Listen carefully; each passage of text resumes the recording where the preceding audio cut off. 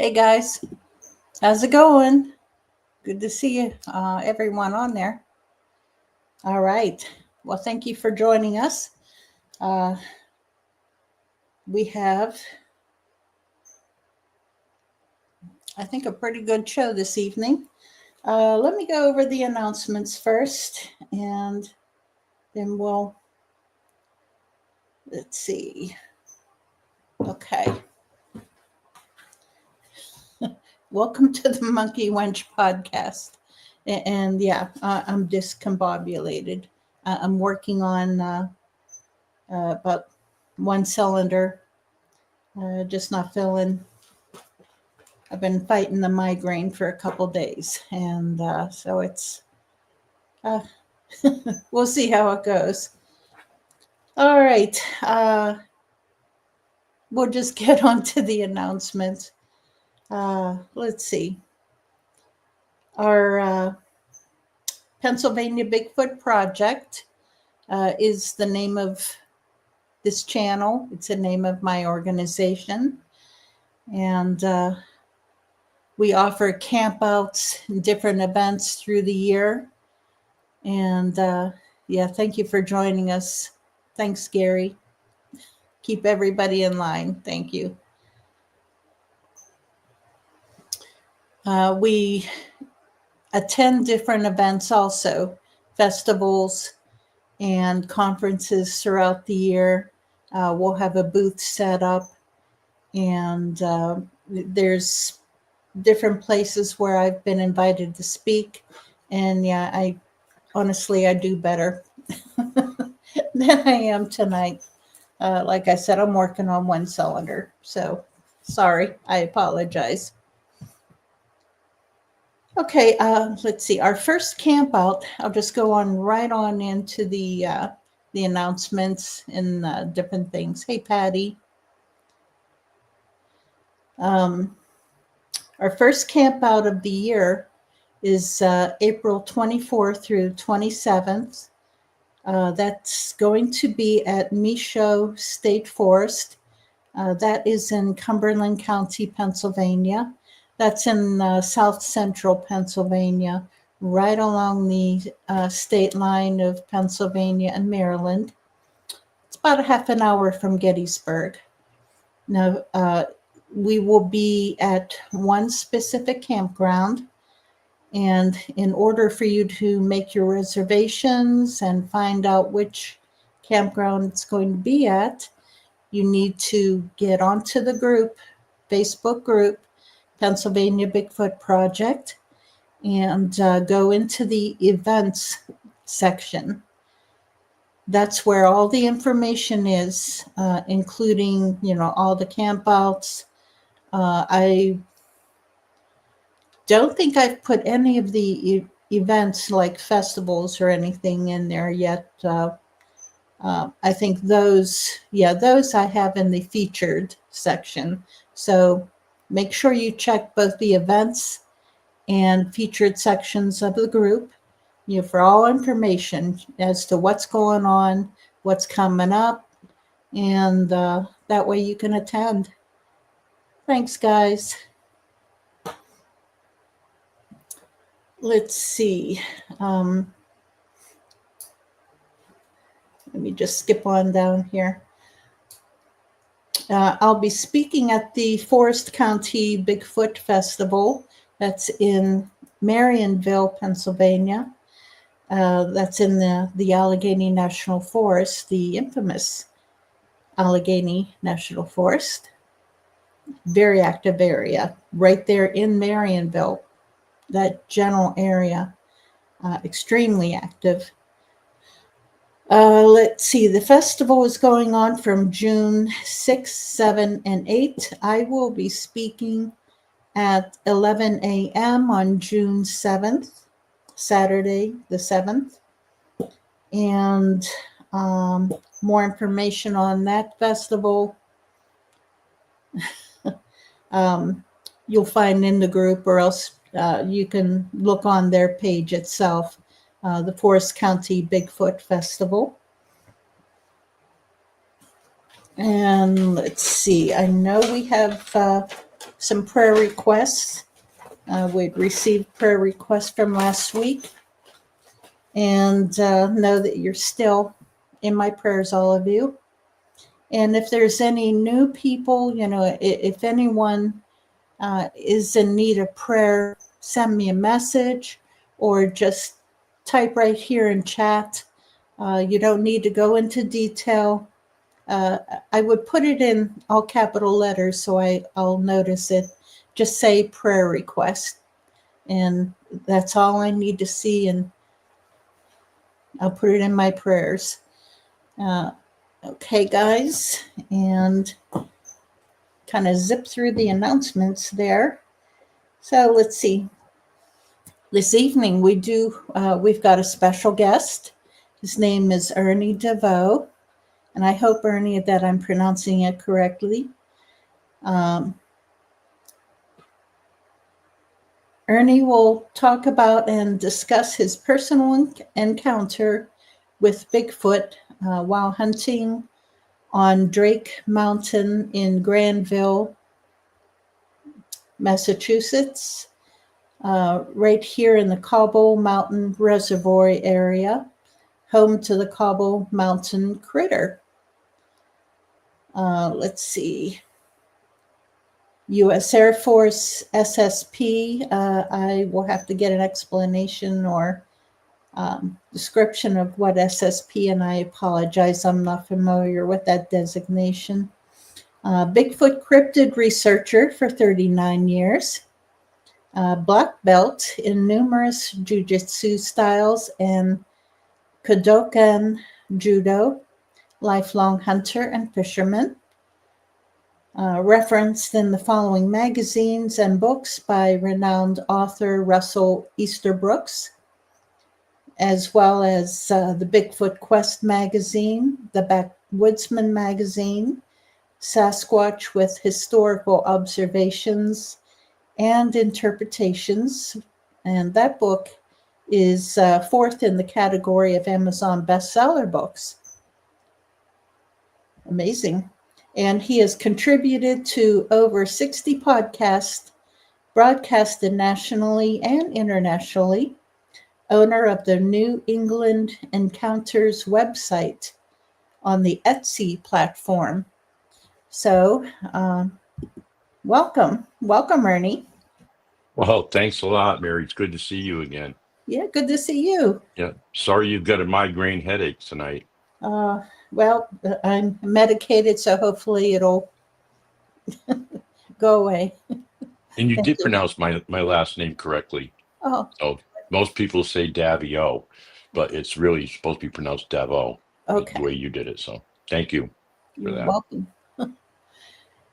So, can you give us a little bit of a history as to what your background, and then and I know I went over your description here that you sent. Yeah, I apologize. I just got that to you. I'm kind of amazed that you picked it up so quickly. You're multitasking there.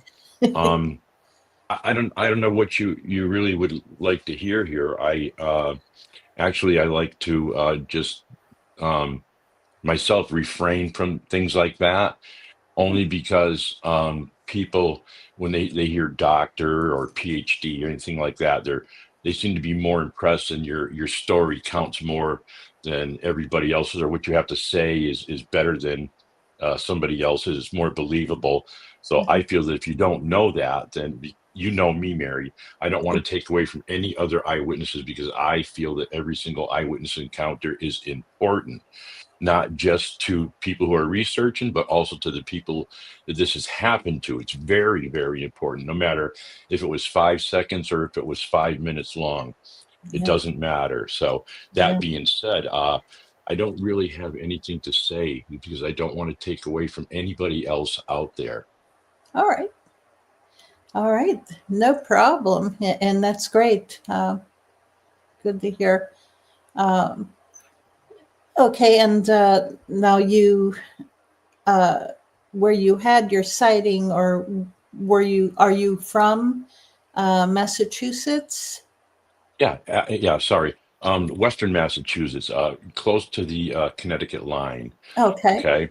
So it would have been in the Cobble Mountain region of Massachusetts. I used to hunt all over New England, which would be Vermont, Maine, New Mhm. Hampshire. I spent a lot of time as a kid out there in the woods hunting with my brother or my father or other members of his hunting party and learning how to hunt, track, shoot bow and arrow, and so on and so on. That area that I was in, I like to pick areas that nobody goes into. So you can say you go into a campground. The further away you get from the campground, the less trash you see. Okay. Mhm. So Yeah. once you're not seeing any more trash and you've been walking for 10, 15 minutes, we'll walk for another half an hour. That way there, you're away from everything and Mhm. you're more than likely going to see probably see a lot more wildlife out there, you know. Yeah. But that the area I was specifically in was or is, I should say, right now even very steep in history. And the reason why I liked it also is because people were afraid to go in there. And even to this day, people do not like to go in there. And I hear a lot of people say, well, there's not that much area in the state of Massachusetts. There is a lot of area, Yeah. and a lot of it is extremely rugged area. If you've ever heard of Mount Washington, look it up. Yeah. Mount Greylock, Mhm. places like that. You get up into the area like that I was in, or in the Blandford area, or Russell, Warnoco, Montgomery area. It's very thick with mountain laurel. You can't even see through it. It's like a jungle gym set with leaves and branches on it. You don't even know what's in there. Mhm. So there had been a lot of sightings in there that I didn't know about until long after this happened to me. And on the not too far away from the Granville Reservoir, because that's Drake Mountain. Adjacent to that is Cobble Mountain Reservoir, and that is also very steep in history right there. They have a lot of things that were going on there. I know some people want to hear, oh, the orbs, things like that. And Yeah. people, it's at an elevation where people would go up there and fly a kite up on the dam, and it would appear on the radar at the Air Force Base, or at Bradley International Airport. Okay. They didn't take a liking to that, so they blocked it off for numerous reasons. I And you wonder weren't why. su- yeah, you weren't supposed to be in there. But in part of the story, I know some people are going to say, well, do you think that the federal government knows about them? I can tell you this. Okay. Growing up in the area, owning a store in the area, called the Blandford store, is you weren't supposed to be in there fishing or hunting. And I knew of people that were actually picked up and taken out of there, like ice fishing in the wintertime, by the military, by helicopters, or they've gone Mhm. in there during the summer months because some people that grew up in the area would go in there and fish for trout. So that had happened to me. I didn't get picked up with my buddy, but they knew exactly where we were, which told me that they have ground sensors in there. Okay. Yeah. So if you knew that I was in there, then you definitely know that they're in there also. Mhm. Altogether in that area, I believe we have roughly 18 encounters. And the newest one happened this past fall. We had patterned them. Okay. We figured that they would be coming through the Blandford area and crossing through the Cobble Mountain area and up into the Drake Mountain ridge line that goes out into Granville because of the apples and everything else that's around there. So it's a very nice area. They have a lot of wildlife in there. I'll be doing a talk as a guest speaker for the Cobble Mountain Critter Festival Nice. in June 7th of this coming year. And they're going to have people talking about one lady. She's an expert in mountain lions. A lot of people don't think there's any mountain lions out there. There sure is. There's moose out there. There's a lot of bear out there also. So, there's a lot of wildlife, and we're going to be doing that festival to uh, help raise money for the kids in that area, for the schools, to have programs for them to do search and rescue, learn search and rescue, first aid, kayaking, uh, wilderness survival, things like that. And it's just going to be a great time. That's something that I've always kind of been interested in. So, but That's that's great. yeah, that's pretty much it. And I know you've heard my story, so you must have some questions, and then we can get into it, and I can explain if you want to do it that way, or if you want me to just go right into it and start Well, hyperventilating. yeah, go ahead and tell the audience about what you've seen and experienced. Sure, sure. Um, what had happened was, as you've all heard, just part of the area and everything, is I had planned on hunting the last day of shotgun season in Massachusetts, and I chose that area because on two sides of that mountain, Drake Mountain, there are apple orchards, and I knew that the wind would be blowing towards the Granville Reservoir area and the Cobble Mountain area, so I parked out near the Cobble Mountain, crossed over into the Granville area to go up Drake Mountain, and that way the wind would be in my face. And I also used to, when I went out, I would take go get a topographical map of the area, and I would mark everything on that topographical map. I would mark any deer runs that were there. I would mark any feed, any sign that I seen on the deer runs or adjacent to deer runs, water sources. I'd put everything I possibly could on there. So I was going in prepared, and I knew I had a 90+% idea that they are going to be bedded down in a certain area of Drake Mountain where I was entering from. It was actually an old, some people call them fire roads. Some people call them the old farmers' roads.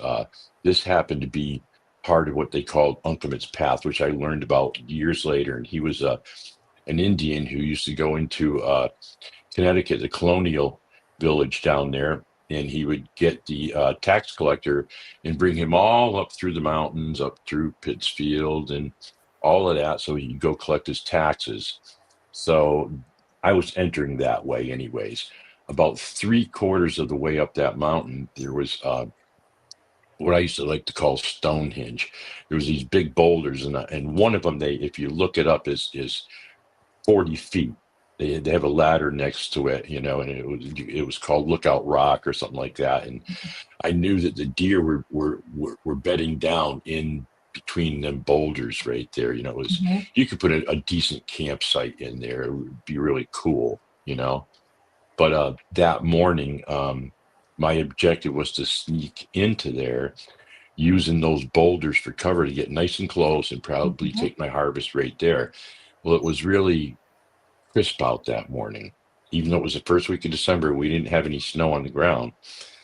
And I could see my breath, and there's a little bit of frost. So the rocks, they're flat going up that trail. A lot of them are flat, or like I think maybe sandstone or something like that. I'm not quite sure, but they were clear. So as I got up to my position where I was going to try to sneak in on them, which was off of that trail, not too far, maybe 30, 40 yards, somewhere's around that, they must have heard me. So they must have heard something, and they jumped up. And people that hunt, they know that you can tell the difference when a squirrel jumps or a rabbit or a deer jumps up. And my heart kind of fell out of my chest at that moment. I'm like, geez, they didn't go left, they didn't go right. They went straight over the top of Drake Mountain. So I started thinking to myself, well, maybe why give up now? Maybe take that chance that I can get out in front of them and ambush them, because I knew the area that well. And that path that I was on actually hooked back a little bit to the right. It went to the left, So those boulders were like almost sitting on a corner on the top. So it went to the left and then it went straight up and a little to the right and then straight up, and it paralleled the top of that ridge. So they wound up being on my right-hand side. I couldn't see them. I could hear them. Okay. And they couldn't see me. But I'm thinking that they could probably maybe hear me. And they're not going to smell me because that wind was in my face. So I decided what I was going to do is move when they moved, but be as quiet as I possibly can. And do like what I used to call a two-step. So I'm going toe heel. So you sound like 4 legs, 4 feet instead of 2 feet, like clunk, clunk, clunk. Mm-hmm. That would have alerted them. And I had managed to get out to the point that I wanted to. There's a probably, I want to say maybe 400 yards from that spot, maybe a little bit more. The trail kept going straight down to a farm, maybe about 3/4 of a mile to maybe a mile away, and it bottomed out at apple orchards at this farm. Where I wanted to set up my ambush point, it actually doglegged back, almost running parallel to the trail that I was on, and it would follow Drake Brook down that side of the mountain. I had gotten out there, but right as I approached it, I had managed to get out front, but right as I approached it, I'm looking at my area. I wanted to make sure there wasn't any rabbits in there or grouse or anything that I was going to scare up, or even another deer, because there was a stone wall between the path that I was on and the part that doglegged back down towards, and it followed Drake Brook down there. Can I interrupt you for 1 second? Yeah, go ahead. Yeah. We have a question. What year was this? It was a mid to late 80s. Okay.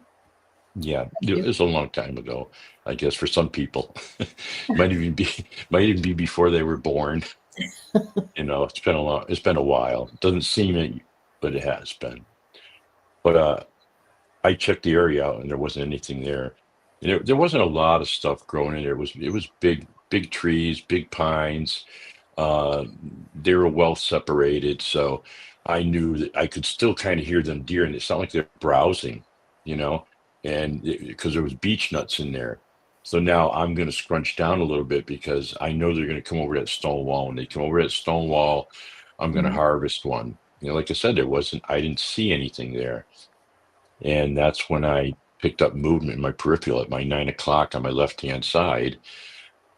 I see movement. So I turned my head. I'm still trying to got to remain cognizant of those deer that are over there. I don't know what this is over here to my left. And it appeared to be a deer laying down next to the tree at about 35 yards out. You couldn't really make it out, but it was long. I really couldn't see its head. And that was the first thing that popped into my mind.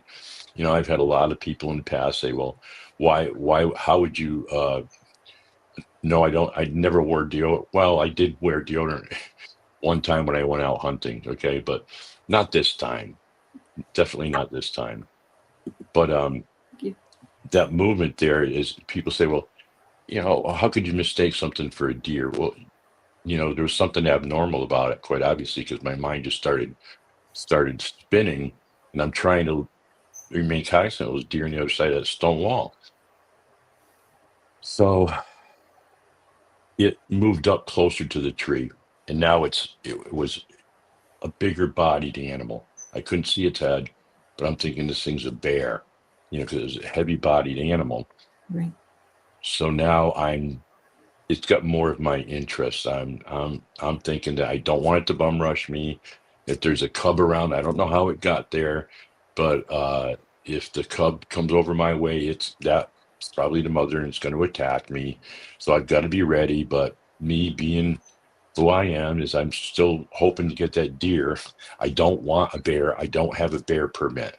Okay. And I'm in there a little bit, which means if I did happen to shoot one, I would have to explain myself to the warden, and they would come in, and want to see exactly where you killed it. Sometimes they do that with deer. Take me back to where you shot this deer so we can make sure you didn't shoot it in Connecticut instead of Massachusetts or Vermont instead of Maine, and so on and so forth. So I can hear the deer better. I know they're coming in. And this so-called bear moved up closer to the tree to the point is where it more looked like the silhouette of a man with his arm holding onto the tree, not totally standing, with his head on the left side of that tree, so he couldn't see me, and maybe standing not quite totally erect. And I'm recognizing this as a silhouette of a man there, yeah, a pretty large man. And now I'm just a little bit worried that what's going to happen is if them deer come over that stone wall, I could get shot. It's shotgun season in Massachusetts. We use shotguns. Sorry if some people from Vermont or Maine don't understand those things, but you cannot use a rifle in Massachusetts unless you consider a musket or black powder a rifle, and that's primitive firearms season. So I'm still cognizant of that. Not as much, but I'm now focusing back strongly on the deer over there. And I noticed that this guy's getting up even more. And I'm thinking what I need to do is move up just a little bit because I want to be in his peripheral. If them deer come over the stone wall and they go between him and I, he's about 35, maybe 40 yards away. We Googled it with Sibylla Irwin. She did a whole show with me, and she used advanced Google Earth, and it came out, I think, at 38 yards. Okay. So I still say 35, but it was 38 yards, give or take. If I had a bow and arrow, I probably could have got it with an arrow if it was a deer. But now it's standing straight up, and it's got this head around the other side of the tree, and I mean, it's huge. It's the biggest person that I've ever seen in my life. And I've seen some big guys in my life, and I've seen wrestlers, some pretty big wrestlers and stuff. And I'm thinking that this is crazy. And that's when all heck broke loose on the other side of that stone wall. There was what I tell people is like a knockdown drag out going on over there. Up until 7 years ago, it's been about that long since I did my first podcast. I used to tell people that our people used to say that these forest people didn't get in trees and they didn't eat meat. Well, roughly 38 years ago, you can only imagine coming out with this story because it's one thing saying you've seen a Sasquatch, but it's or a forest person or whatever you want to call it, Bigfoot. I use them all. But the average encounter is like 5 to 11 seconds. Yeah. I had seen the Patty film, I don't know, a long time ago, and I figured, that I'll never see one of those. It's just something that was just one of them left in the world, and now it died of old age or whatever the case may be. So I washed it off, and I washed a lot of things off out in the woods that I had seen tracks and things like that with the hunting party, which is another story. But anyways, it's not like they came out of the trees on these deer. I heard rocks, like boulders, not just rocks. I heard like boulders, big stones clacking. I heard not branches breaking. I heard limbs, and it sounded like if you took a baseball bat and hit a 250-pound bag with a baseball bat as hard as you can. I used to call that the ugly thump. Okay. When you hit somebody that hard or you hit a bag that hard, you can actually hear that it hit the bag. And that's what I was hearing over there. And this forest person still had his head on the other side of that tree. And I'm focused mainly on him. I know that if it is a man, it is absolutely the biggest man I've ever seen in my life. So I'm looking for a twig, a branch, a leaf, a piece of moss, something so that I can go over there and measure that tree afterwards if everything works out, however it's going to work out. And I seen a piece of moss. I said, okay. So I put that down in my head.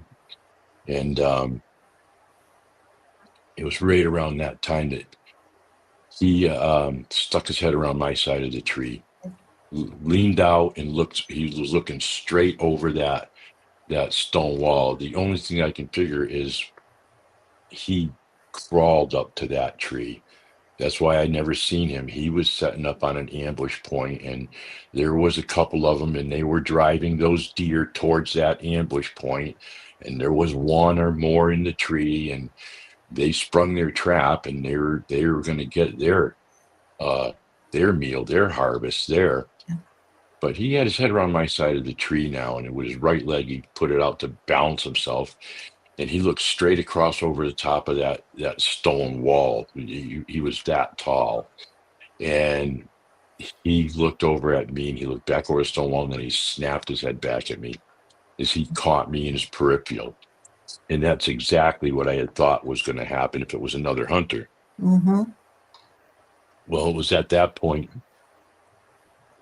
that when he snapped his head back at me and took a look at me, he decided to completely step around that tree, as I had his full attention, and I had my 12 gauge pointed right at him, right at his chest. I knew, I've never seen one before, but I knew exactly that what it was, because it didn't belong. It was not a deer. It was not a bear. It was, and I'm not going to say it was not a man, because that's what it looked like. It looked like a cross between a Neanderthal, Native American, African American. If you looked up solo man or anything like that with the brow ridge, that's what I was looking at. Huge, in excellent shape, even at that distance, I could tell that. Now he's facing me. He's what I call broadside, and he's squared off on me. And he put both hands out, elbows bent, so not straight arm, but his elbows bent between his right about chest level, I say, and almost together, fingers together, palms facing me, fingers pointed towards the sky, and he pumped them 2 times. And he's like that. Yeah, exactly. Okay. And he's looking at me like a teacher would look at a child or a toddler, like, do you understand? So it was at that point I started feeling more comfortable, because I didn't know what to expect. I didn't know what was going on. And, in hindsight, I started watching everything for the longest time, David Paulides, and that was a little terrifying, because what you're going to hear is this thing knew how to approach me. And when he figured that he had my attention, and because I started lowering my shotgun, he started walking towards me. Mm-hmm. As he walked towards me, if anybody's familiar with ancient language evolution, I just had come across this just a little while ago, is he had taken his right hand and he closed fist, pointer finger out, and pointed directly to my chest, center of my chest, right in the center of my chest, one finger pointer, and then pointed back towards his own chest. And again, he's looking at me like, do I understand? Am I good with this? Now I'm completely lowering my shotgun. I'm getting the feeling that he's trying to tell me that like we're equal, like he's a master of the woods, I'm a master of the woods, he's my brother, we're like each other. Mm-hmm. That everything is good, we're okay.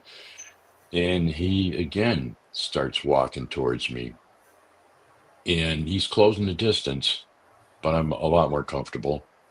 Some people wonder how that happens, but when you hear how big this thing is, what was I going to do? I didn't have much of a choice. I knew there was more on the other side of that stone wall. Mm-hmm. You only have so many rounds in a shotgun, and I can assure you that where would you, if you were to shoot, where would you do this? And this thing is trying to communicate with me, mm-hmm. and it's looking directly at me, and it's looking for me to make the facial gestures that, yeah, okay, I got it, Mm. whatever. But he does that hand gesture and he's walking closer. And again, he takes his hands, elbows in, um, hands out, fingers together, palms down, waist level. Okay, just out in front of him, waist level, palms down. And he's looking at me, and then he takes them and he turns them over. And I'm saying to myself, I think he's trying to tell me that he has no food and he's looking for food because he left his hands up. And maybe that was a signal that that's what they were doing. They were hunting or whatever. But he's really checking me out the whole time that he's doing this, and he's explaining what basically what that's the feeling that I'm getting, what he's doing to me.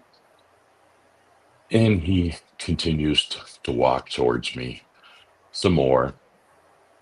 And now he's gives me another hand gesture. He points over my left shoulder, points over my right shoulder. And some people, in the past have said, well, maybe he's trying to tell you you're surrounded. No, no, no. I got it like, well, where did you come from? Because he was totally taken aback by me standing like, what, how did you get here?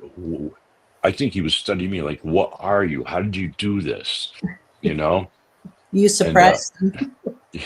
yeah, and I'm shocked. I'm surprised. And I'm thinking in my head, oh geez, I think what's going to happen here is I'm going to have to repeat some of these hand gestures back.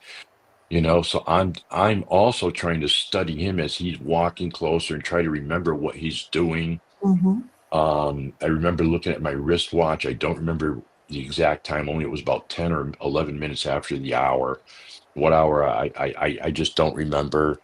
I remember breathing out on purpose to see if the wind was still blowing at me. It was blowing like over my right shoulder. Um, so I'm basically looking at him. I can see his eyes now. They're blue eyes, Oh, and he's huge. I mean, he's really big. He gets even closer to me to the point is where he's standing close enough now is where he puts his hand out between the two of us. And I have to look almost straight down to see his hand. So figure like maybe 5 feet away, wow. he's standing that close. Now I could see the back of his hand. I could see his skin. I could see his nails. And he flips his hand over. I could see his forearm. I could see his palm. And he's holding his palm there. I'm sort of a little concerned. So I'm slipping my hand down to my sidearm. I don't know what's going to happen. I don't know if he's going to grab me or what's going to go on here. But if he does, what I need to do is pull that as quick as I can and just put it up underneath his chin. That was my plan. Mhm. I didn't know what else to do. And of course, people listening, if you're a boxer or you're a fighter, you want to be able to move it up, moving your shoulder first. You don't want to telegraph your movement. No. And that's what I was doing. And my palm was just touching the top of my pistol, just touching the top of my pistol. And he caught it. He caught the movement. And he didn't really like that. He actually looked at me kind of, really and then he tapped his palm. He was adamant. He wanted me to look at his palm. So I'm going to look at his palm. Now I'm looking at his palm and, people ask me if he had callus on his palm. I mean, it was kind of yellowish colored. And, if you have callus, yeah, you do so, but I can't say yay or nay on the callus, but I can tell you what I did not see. I did see that his palm was exactly like my palm, like our palm, except for one thing, it had no lifeline. And I heard just a few short years ago, that some people are born that way without a lifeline. So Oh, okay, I can't think of any other reason except I also heard something else. If I noticed a scar on his palm, and that would have signified the covenant that we okay. had a covenant. Now, And was that his left palm or right palm? that was his right palm. Right palm. Okay. Yeah, right palm.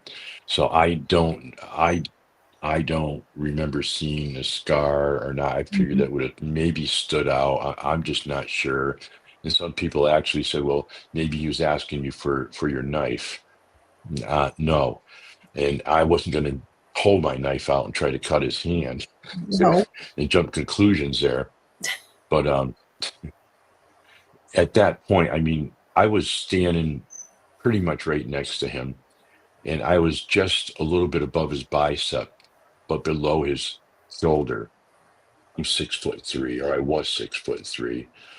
His hair, what I thought originally was black hair at the 35, roughly the 35-yard mark, Mhm. was not black hair. What I thought was a lot of facial hair was not a lot of facial hair. He had dark skin that exactly matched the hair on his body. It was between 5 and 6 inches long. Where you have hair on your hands, on the backs of your hands and your Mhm. knuckle areas and between your knuckles, he has hair. This being had hair right there. It had very clean hands, very clean fingernails. When it had its palms up, I was able to look at the forearms, exactly where you have the hair on your forearms. He has hair. The hair was between five 5 and 6 inches long, pretty much covering the rest of his body. He was pretty ripped, but the skin color was exactly the same. So at a bit of a distance, you wouldn't be able to tell where the hair started, where the hair ended on him. It was pretty much at that point that I figured this is my cue that I need to parlay some of this hand signals back to him. I don't know where this is going to go. So I parlayed that I had no food, and then I parlayed the chest move to him first. And I've heard that that's respect, is I'm signifying to him that he's better than me, or I'm Mhm. not better than him. I'm not trying to pick a fight with him. So we're good, Yeah. And then I pointed over his shoulders, and it was at that moment that he decided that was going to be the end of that situation right there. And he just looked at me and just nodded, just slightly nodded. And he looked over that stone wall. He turned a little bit towards that stone wall, and he put his hands up like megaphone style in front of his mouth, and he whooped 3 times. Now, I know I used to, like, I guess they call it ghosting on these forums. I did that for years and years because I was just looking for somebody just to come out and just come on, tell me you've seen one of these things do this stuff. So I Yeah. can give you a phone call. We can talk. Yeah. I can't possibly be the only one, but guess what, folks? It's been almost, what, 50 years? And yeah, and I'm sure there are some out there, but they're terrified to come out and talk about it. And I've heard a lot of eyewitnesses' testimonies that will Mhm. speak with me before they speak with other people because of what they did see. And there are a lot of them it's a very small group that we have encountered them very, very close, Yeah. very close. And so he did 3 whoops, about a second and a half in between. And people say, well, how do you know it was at a second and a half? Well, if you're musically inclined, or you might play something and rhythm, you understand rhythm, then you can understand. And that seemed like what it was, about a second and a half in between. Right. And he looked back at me again and did his little thing, and he looked back over that stone wall because he could see over the stone wall quite obviously. Yeah. And he whistled. And that whistle sounded just like a whistle that I would use, or anybody in our hunting party would use, so we could keep track of each other as we spread out. And Mhm. we were pushing through an area to try to find fresh sign, so we could locate each other. To give the signal, everybody come on over to this area because I've got something here. And he looked at me one last time, and he nodded right at me, bowed his head to me, and he turned and he walked away. And when I think walk is not an efficient word to describe this, nor run, nor speed walk. It was very, very fluid. Like I could see. Sybil asked me if I noticed if he, and I did. One foot. I think it was. I don't quite remember, left or right. I think it might have been the left foot. as he walked off, it was the same color as his palms. Okay. It was like a yellowish color, and his skin tone was. I try to tell people that it was uh, like Jamaican dark, I guess you would say, like Okay. really, really, really, really dark. Okay, and the hair also is because it is closest to me. I was actually able to see glints of sunlight, closer to his arm on there, so it had just a little reddish tint to it. Okay. It wasn't on the whole hair, so Mhm. that's why I knew that it was. I'm assuming that it was deep dark brown. But Yeah.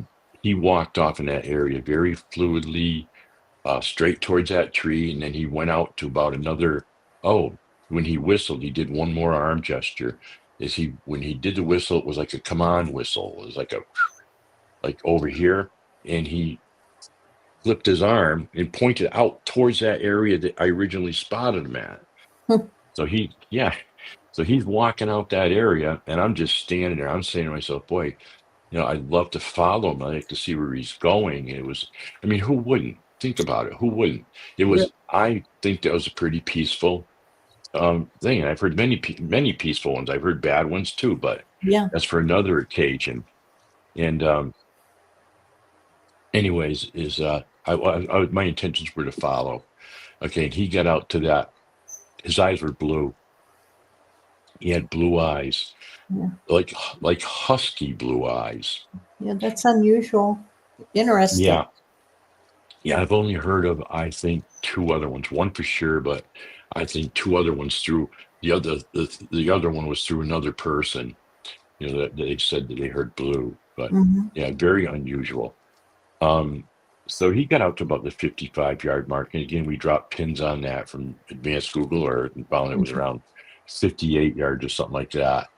And then he turned to kind of face towards me, but still like maybe under 45. So he was still looking towards that area over Drake Brook where those deer were. And that's when all heck broke loose over there. It sounded like a freight train coming through those sapling trees, like a moose. If anybody ever heard a moose on the run, it was dead bent on getting through there. It was a racket. That's all I can tell you. And that's when I picked up a flash of like brown or cinnamon colored. Okay, and I knew what it was. It jumped that stone wall. It went over that trail and jumped over Drake Brook and was running directly towards that one there. And when I say fast, and I've heard many people, well, how fast? Or they don't run that fast. I can assure you that if they wanted to run a deer down, they're going to run a deer down, and there's not a man on this planet that can outrun one. That is for sure. And now we've got evidence, and some people are seeing it online, that videos or thermals of them going up a ridge line. I think one of them is from a gentleman. The video on him is called The Seventh Tag, where they actually tagged one. Oh, yeah. Yeah, Yeah. and that one there ran. They were trying to keep up with this thing on ATVs Yeah. through the woods, and the closest they could get was a quarter mile away. Yeah. That one was taking them on a little Yeah, zigzag they never. territory. Mhm. And That it was, went up the sides of these ridges effortlessly. yeah. But Yeah, that I've one, seen one running, so I know. there you go. And Yeah, I clocked it at 52 miles an hour. I believe that. I Yeah. believe that. I think they can run a little bit faster if they wanted to. Yeah. Also, but yeah, I believe that one. But it went running over there to that big one, and this one here was like cinnamon colored, and it stood a little bit above the shoulder, which I figured maybe 6'8" or something like that. Mhm. And they started having this air like uh 45 to each other, just about, not totally facing each other, but about 45. And I was just standing there and watching this whole thing going on. I haven't moved my position, and they're having a little talk. The big one's having a talk with the smaller one. And at that point, I'm saying to myself, man, I never heard the Sierra sounds. And let me tell you, when I did hear the Sierra sounds, and I hear people, they're so brutal. with everybody on there, on the eyewitnesses, and even people like Ron Moorhead. Oh, I mean, please, what they got, they have. yeah. Okay. And when I finally heard those Sierra sounds one day, Mm-hmm.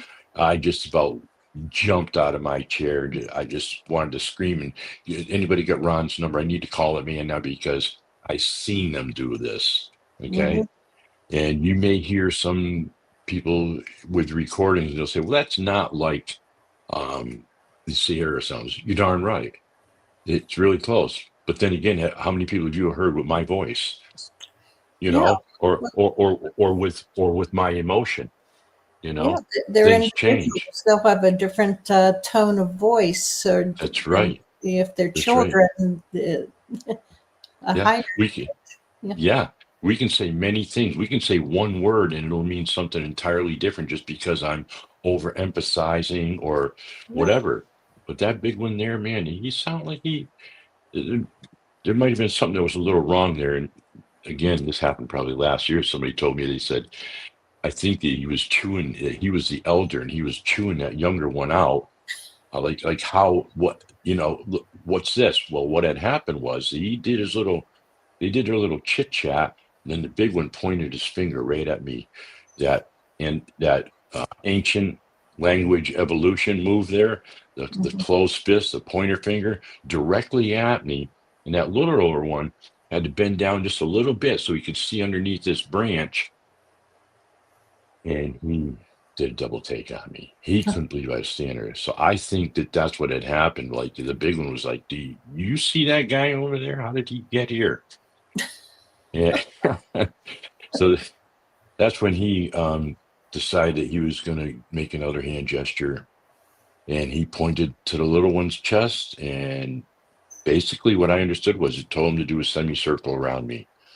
And he pointed to his own chest, and I don't know why he was doing that, because was it for me to know what was happening, or there was no need to talk any further. He was done talking to this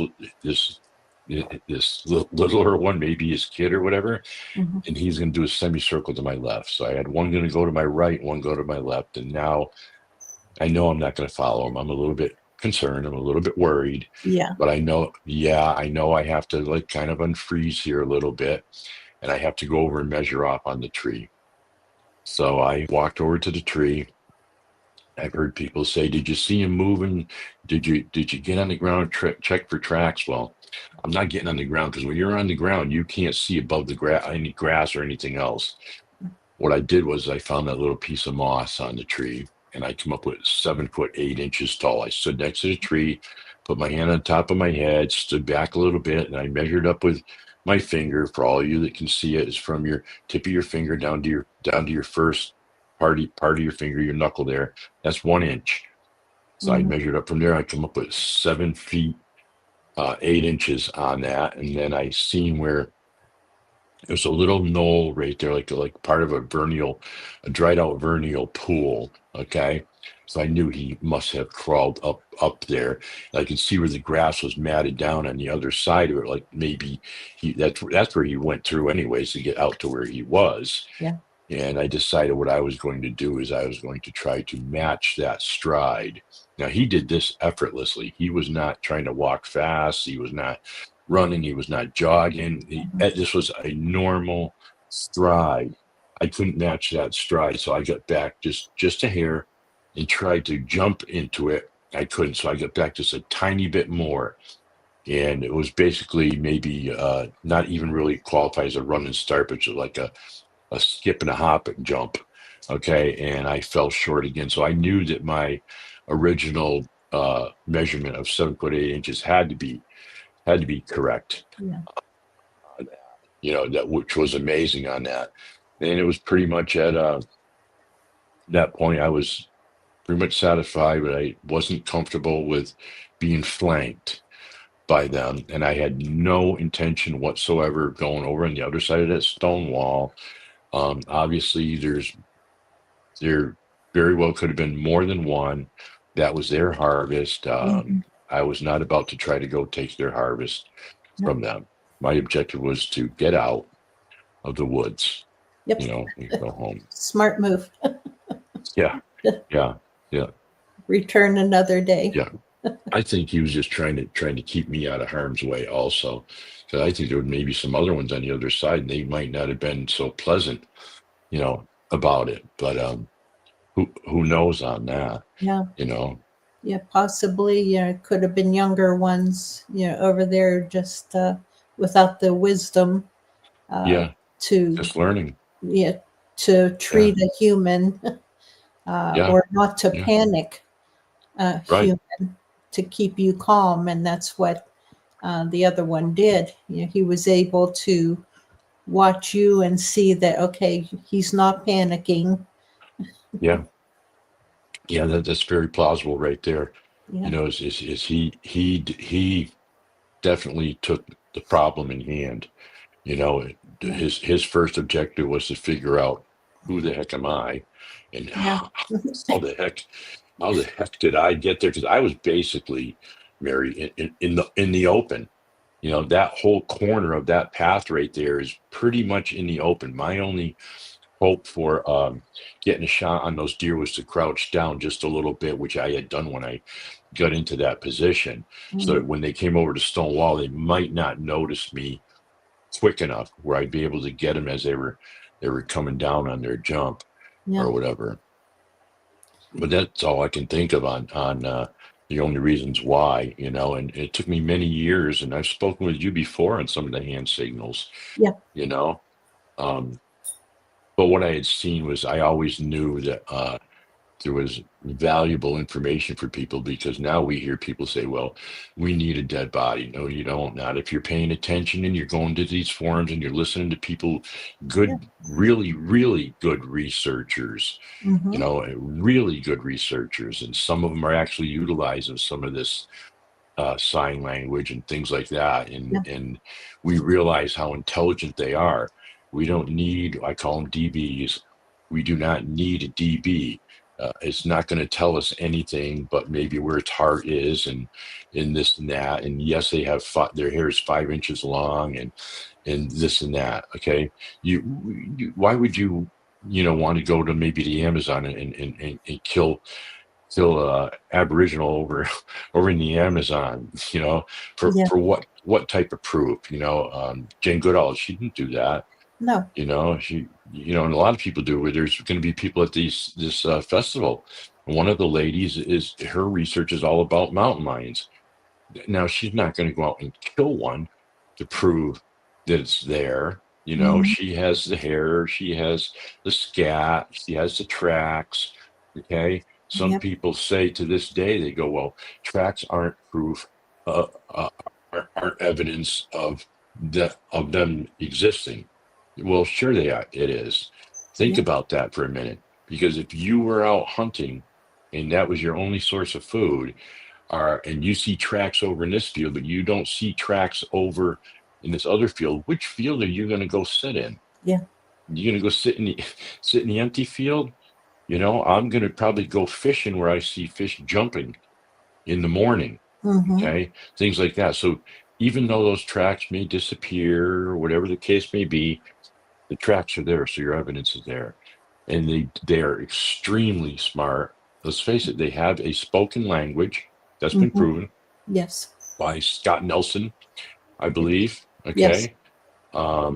They also obviously can use sign language, because I've got yeah, quite a few reports where, I'm looking for things that might not matter to the eyewitness when they're making their testimony, and then they'll come out and they'll say, well, yeah, as it crossed the road, it put its hand up. It was crossing the road, or it waved to yeah, me. Okay. That's all a little bit of sign language right there. yeah, So it they is. definitely, yeah, they definitely use it, and they definitely were using this with the Native Americans. Native Mm-hmm, Americans used it with the voyeurs, the trappers, the medicine people. yes, Okay, when they went from nation to nation trapping, they might not speak Navajo, or they might not speak Abenaki. Okay, so they would rely on we'll just call it pig sign. right, Okay, so that they could get their message across to the other chiefs and things like that, so they can go mm-hmm, through areas.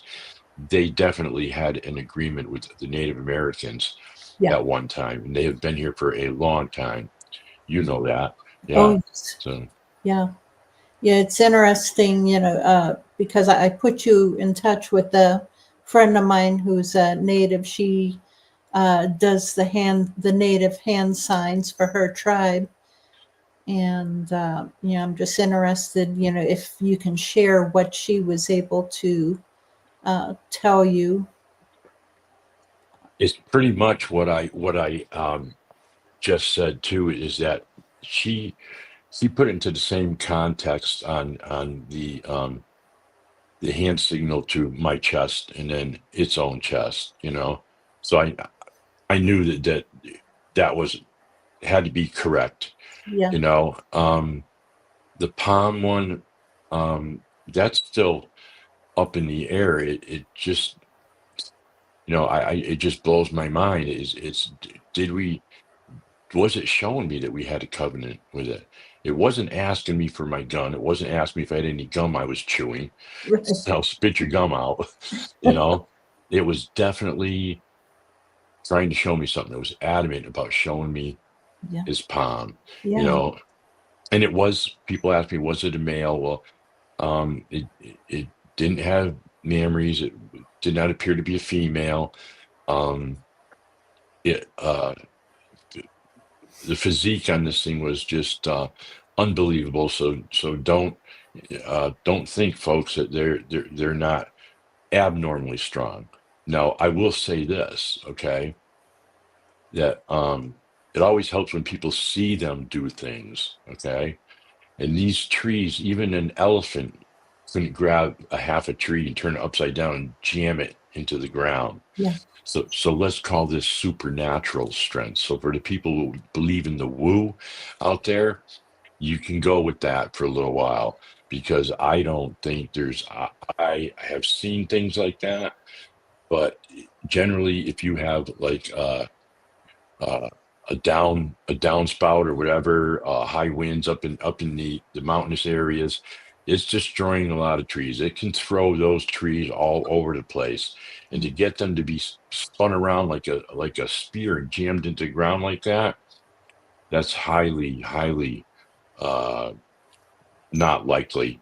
It's going to be everywhere else. We have a thing that we're I'm calling it pickup sticks, where people are saying these glyphs now, yeah, that, well, geez, these all these branches can fall down, and they can do this and they can do that. Well, there are some glyphs that no, this is not, because these branches are just falling down like that. right. And if you don't believe it, go down to the dollar store, get yourself a box of pickup sticks, and Mhm. stand there and keep dropping them on the ground until you have a structure, okay? Or you have these glyphs that are manufactured, and these are unique glyphs, because that's what I do now.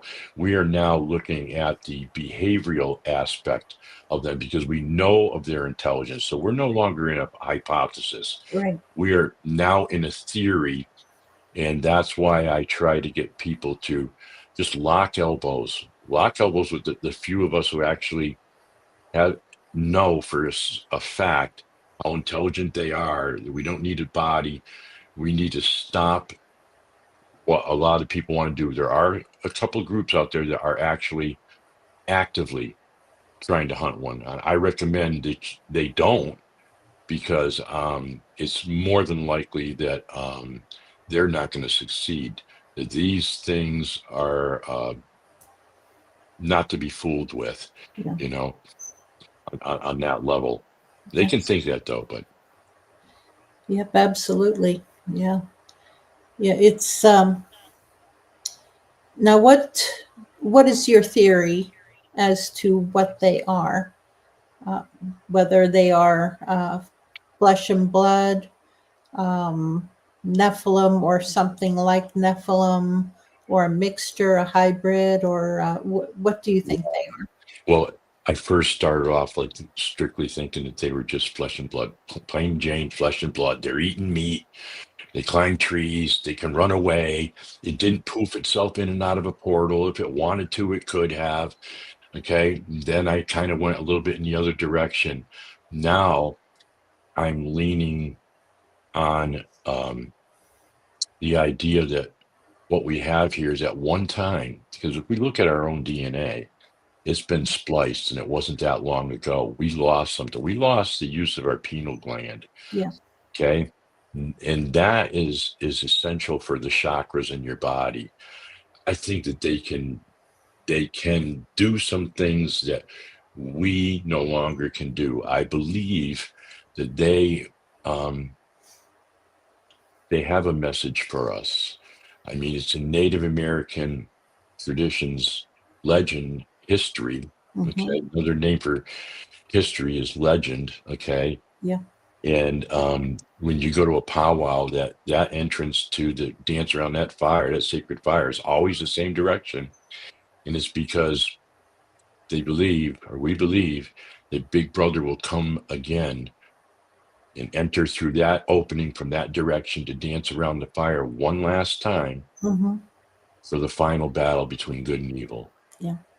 And that is just a message that you can take that or leave that, whatever that you want to do with it. It doesn't matter to me. It's how can I say? I've always believed that I had a message to give to everybody, and I had something to share. And it's a shame that we do what we do to your witnesses, and that we take things that are fact, really are, and throw them off to the side. Okay, it's ironic because one of the things that I see, Mary knows I do that Etsy store. I have the original drawings, and we actually, I had somebody, I don't know what they do. They add pixels to make it more graphic, so the graphics are better on it for the T-shirts. I have these T-shirts with the sign language on them to help people out, to make this stand, to show how intelligent they are, because people will approach you. Okay, well, what do you think everybody's attracted more to? They're attracted to AI.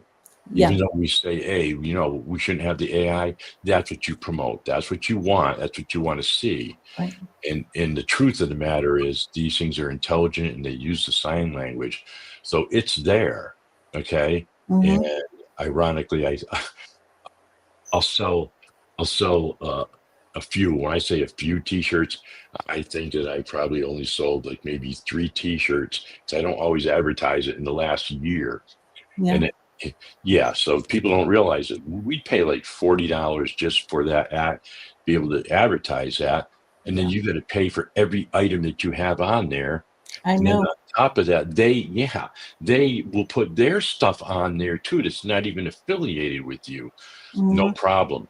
But because what I'm pushing is, the fact is, the T-shirt shows the intelligence value, and people are going to want to know what's up with that.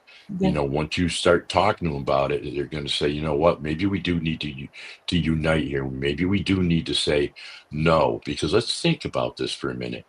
Why would anybody not want you to know that they're out there, other than the fact is, hey, maybe I'm going to start fracking in that area. We'll protect an area with a lizard in it, or maybe we're going to clear cut all the trees out of that area. Yeah. Really, well, we've wiped out a lot of habitat for a lot of animals, and we've wiped out their habitat also. Yes. So Yeah. that's just my thoughts. If you all want to go on there and check out that site, please do that. And understand, whatever you want on there, you can have it on whatever you want. We'll work with you on that. I'd appreciate it though if you cut the actual hand signals that it used.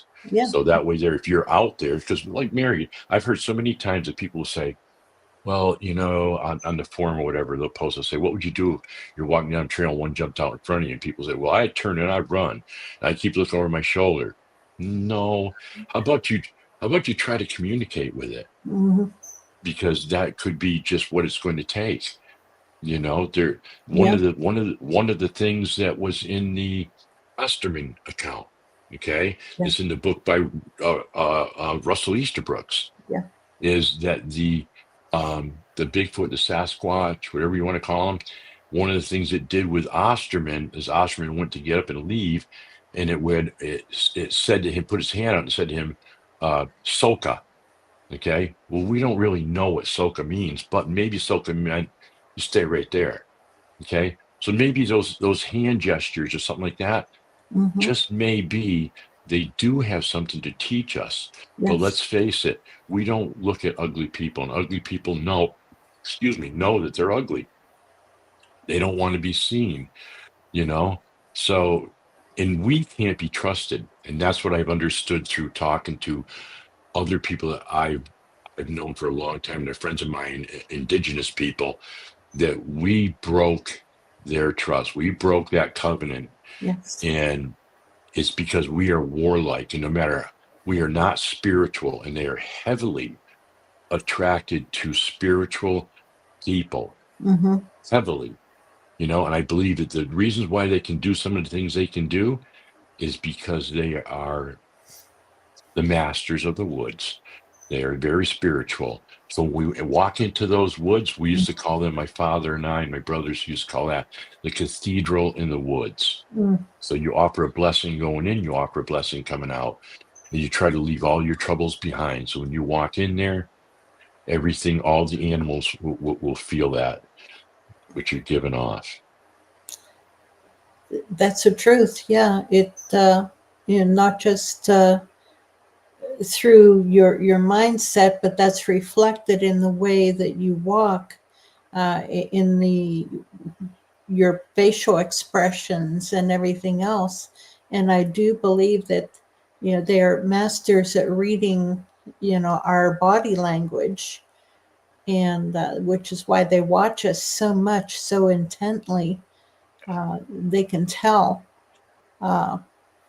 okay, is Exactly. this person like the one was watching you, and he knew, that you weren't panicking, you were calm, even though you hand your hand on your pistol,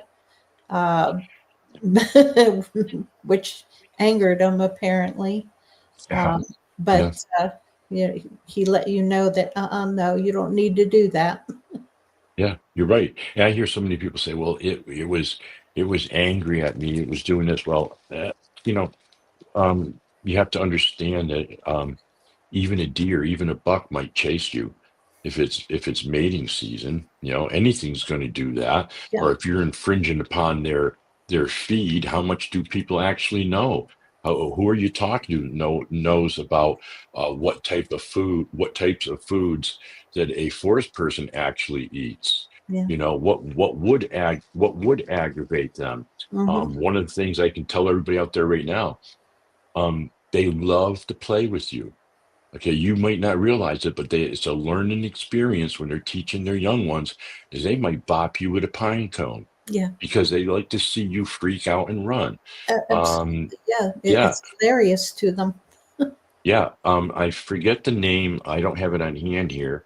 Randy Harrington just posted a video on a husband and wife they were working with the BFRO on location, and these forest people were pelting the surrounding area with rocks and stuff, not hitting them for like 6 hours. Yeah. Okay. And Yeah. come to find out there's a behavioral thing there. Well, I'll let you all go on there and take a look at that, and maybe you'll figure out what that behavioral thing was that they were really trying to do outside of just trying to get you to run around, get a reaction out of you. That is what they do. They're Yeah. very smart. Happened in Hawken Hills. The lady had a birthday party there with her children, her teenage children, and a couple of them had to be outside. And there was pretty much, I would just call it a small group of forest people there. And that's exactly what was going on. They heard the whistle, they heard the chatter back and forth, and the pine cones started coming in and stuff. And the people there started getting a little bit antsy about it. Okay.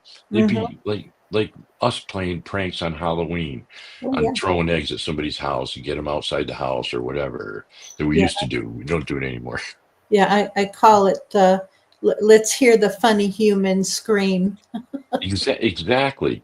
And that's exactly what happened to them, Yeah. Yeah. that they describe. Yeah. There's a place that we camp at that, where it's mostly juveniles, and they play with us. They'll throw rocks, and they'll rock the trailers, just to hear the Yeah. funny human scream. Yeah. Yeah. And like I said, I'll go back and say it again, reiterate on that. It's, I strongly believe they know that they're scary looking. Okay. Because your mind, you've got that uncanny valley thing is going to play with you. It was playing with me at first. I thought it was a deer laying there. Then I thought it was a bear because it was so big body. Then a human, another hunter being in there until it got up. But the human mind can't accept anything that look with a human face on it. That's Mhm. hard for us to be able to handle. Um, Let's see. Can Spiritual Squatch looking for says, contact. there was just a Native American guest on Vic's Bigfoot Eyewitness Radio who mentioned the same about Sasquatch being Sure. spiritual and looking for contact with a deeply spiritual. Yeah, Vic always has great Absolutely. guests on Yeah. there. Yeah. We've had a couple questions on one of the forums. I think it's Linda Easterbrook's forum there, and she put on there if has anybody ever taken a report or anything like that on do Sasquatch bury their dead? Absolutely. We've got testimonies, absolutely, and it's ironic on how they do it. It's actually a very spiritual moment on how they do it, and you might be surprised exactly. So, do some of that research. I know a lot of people they get mad, when you say this or that, and then they want you to prove it. It's like, well, I want you to dig in just a little bit. I'll tell you where to look, but I'm not going to give you all the names. They definitely are very spiritual, Yeah, and they do bury their dead. And people say, well, why can we never find it? Well, let's face it. If you didn't want anybody to find it, where would you put it? You'd right. put it where somebody can't get to it. Okay. And Exactly. Yeah, I've heard quite a few yeah, people talking about witnessing um, witnessing that, and mhm, yeah. yeah, I know. I'll give you one testimony I got from a gentleman that I know pretty darn well. He grew up on a farm with his grandfather and grandmother, him and his sister. And his grandfather used to feed them watermelons, grew watermelons for him. It's funny Mm, how it's always around a farm or something. They yeah. habituate them around there. And I can understand why, because they're more down to earth people. Well, what had happened was he passed away, and this gentleman decided, a year or two later, or many years later, he was going to go there, and he wanted to spend the night at the farmhouse, and he was going to go to the cemetery the next day. Hmm. But when he got up in the morning, there was two watermelons on the back porch. Oh, Okay. So he put a smile on his face. So he went to the cemetery, and it's an old cemetery. It's out there in the woods or whatever. And as he got there to his grandfather's gravestone, it had a bunch of briars that were all woven in a circle around the gravestone. no. And in between the briars and the gravestone were pieces of fruit like apples that it had picked or whatever and put it there. So do they respect Yeah, and do they have that spiritual? They absolutely do. yeah. Let's Oh, face they it, do. elephants even cover their dead with brush. Yeah, And then when they're going by that maybe a year later on their travels, they'll all walk over there and they'll pay respect to that area. So why wouldn't these, when they're so closely related to us? I know some people might not want to agree with it, and they might want to say, well, why do they look so different between here and there? Well, let's take Patty, for instance. Okay. Did anybody ever stop to think that she was a matronly female? yeah. That sometimes what they do is they'll put them in charge of watching the children. Okay. Just Hmm. like the Native Americans did. It was the elders that stayed back with the children while the braves took off to try to get meat and everything else. It's ironic, they do the same thing. The family units and then maybe the clans will get together and Right. hunt together. Because I doubt very much any report that I've ever taken is always between 2 and 4. Okay, over 90% of the time to a family group. Yeah. Once in a while, you'll hear 5 to a family group. Okay, but usually it's between 2 and 4. And that was one of the sightings that I took from an eyewitness testimony about probably a mile and a half from where I had my encounter, years before mine. And I got it from this guy, and he had actually seen them while he was hunting. uh, crossing an old cow pasture with the barbed wire, but they were on the far end of it, and they're running parallel to that barbed wire, and there was four of them. There was what would appear to be an adult male, which was darker in the front, and a female right behind him, and then two of the children right behind her. So a little bit of information, Yeah. hopefully, Yes. somebody. Very interesting. Now, all right, you mentioned your store on that's on Etsy. Yes. What's the name Oh, of the store? I should have said that. It's actually get this out here. It's all one word. It's New England Encounters. It's all one word. New England Encounters .etsy.com. And when you go on there, you'll see it's just, the first ones are the t-shirts with the you'll see the sign language on them.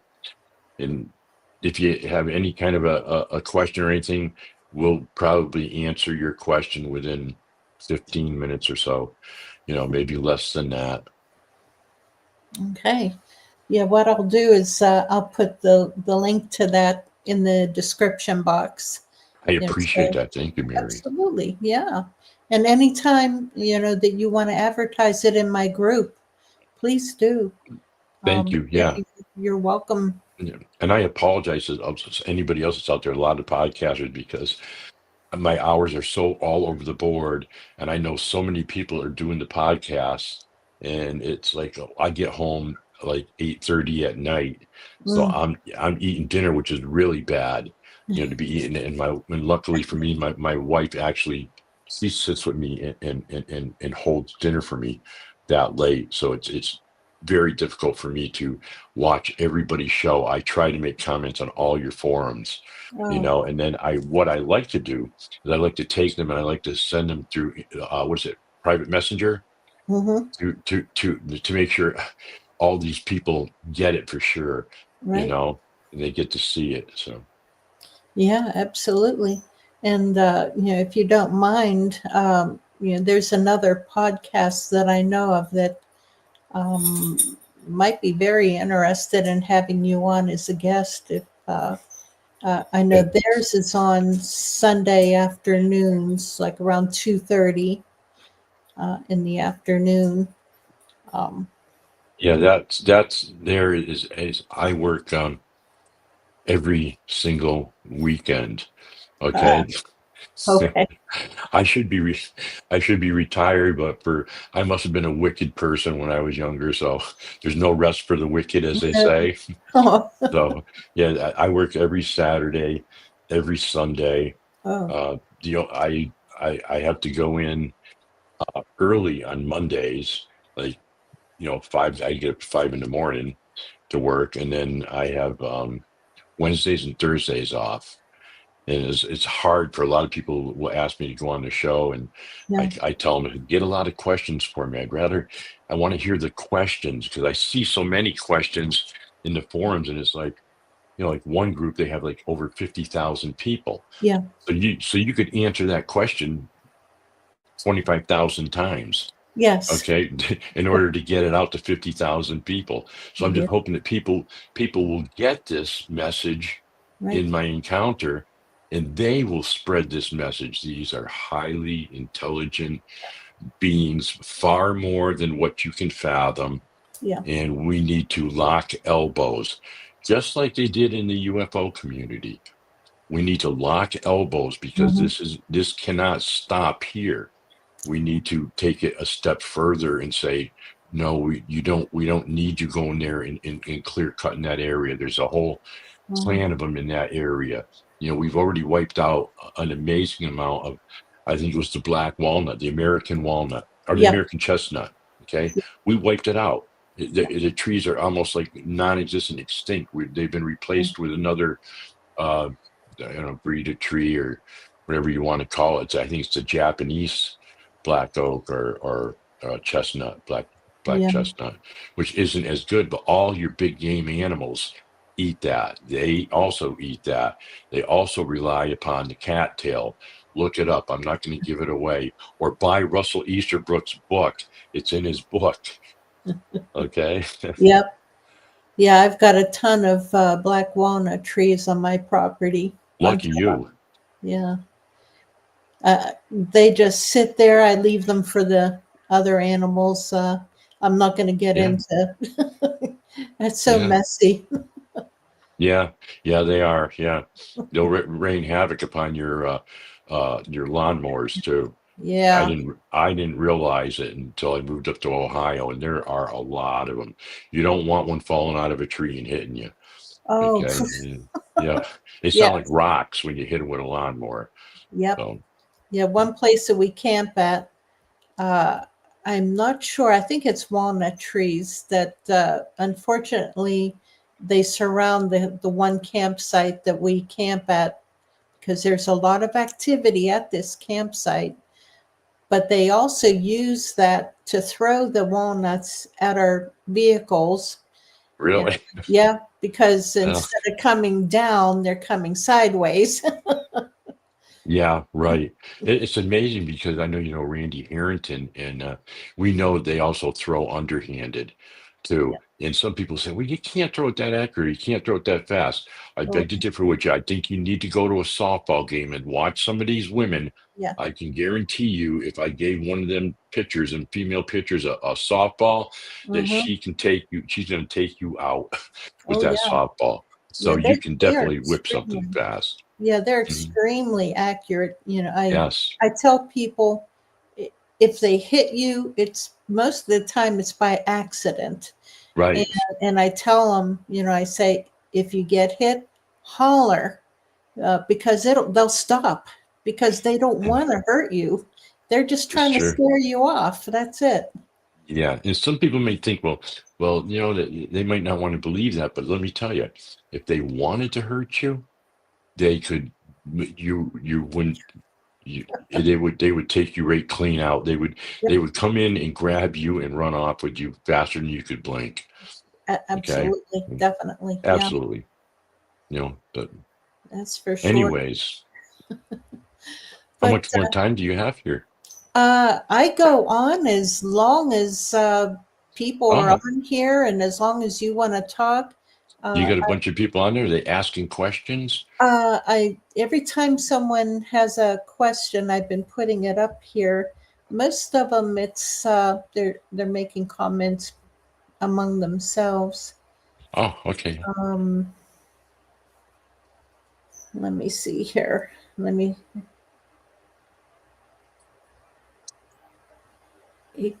Okay, wait a minute.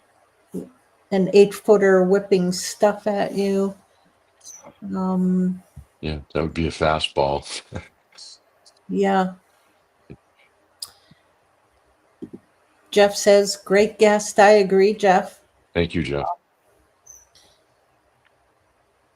Yeah, too bad that your hours are so. It You is, only have Wednesday and Thursdays, huh?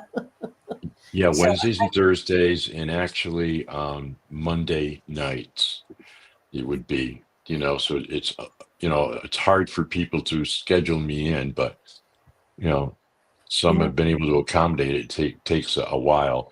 I'm originally from Massachusetts, from that area that I had my encounter. And Yeah. that's where I'll be going back to in June of this year to the festival there. And the festival will be at the Moses Reservation, and it'll be about 2 miles from where I had my encounter.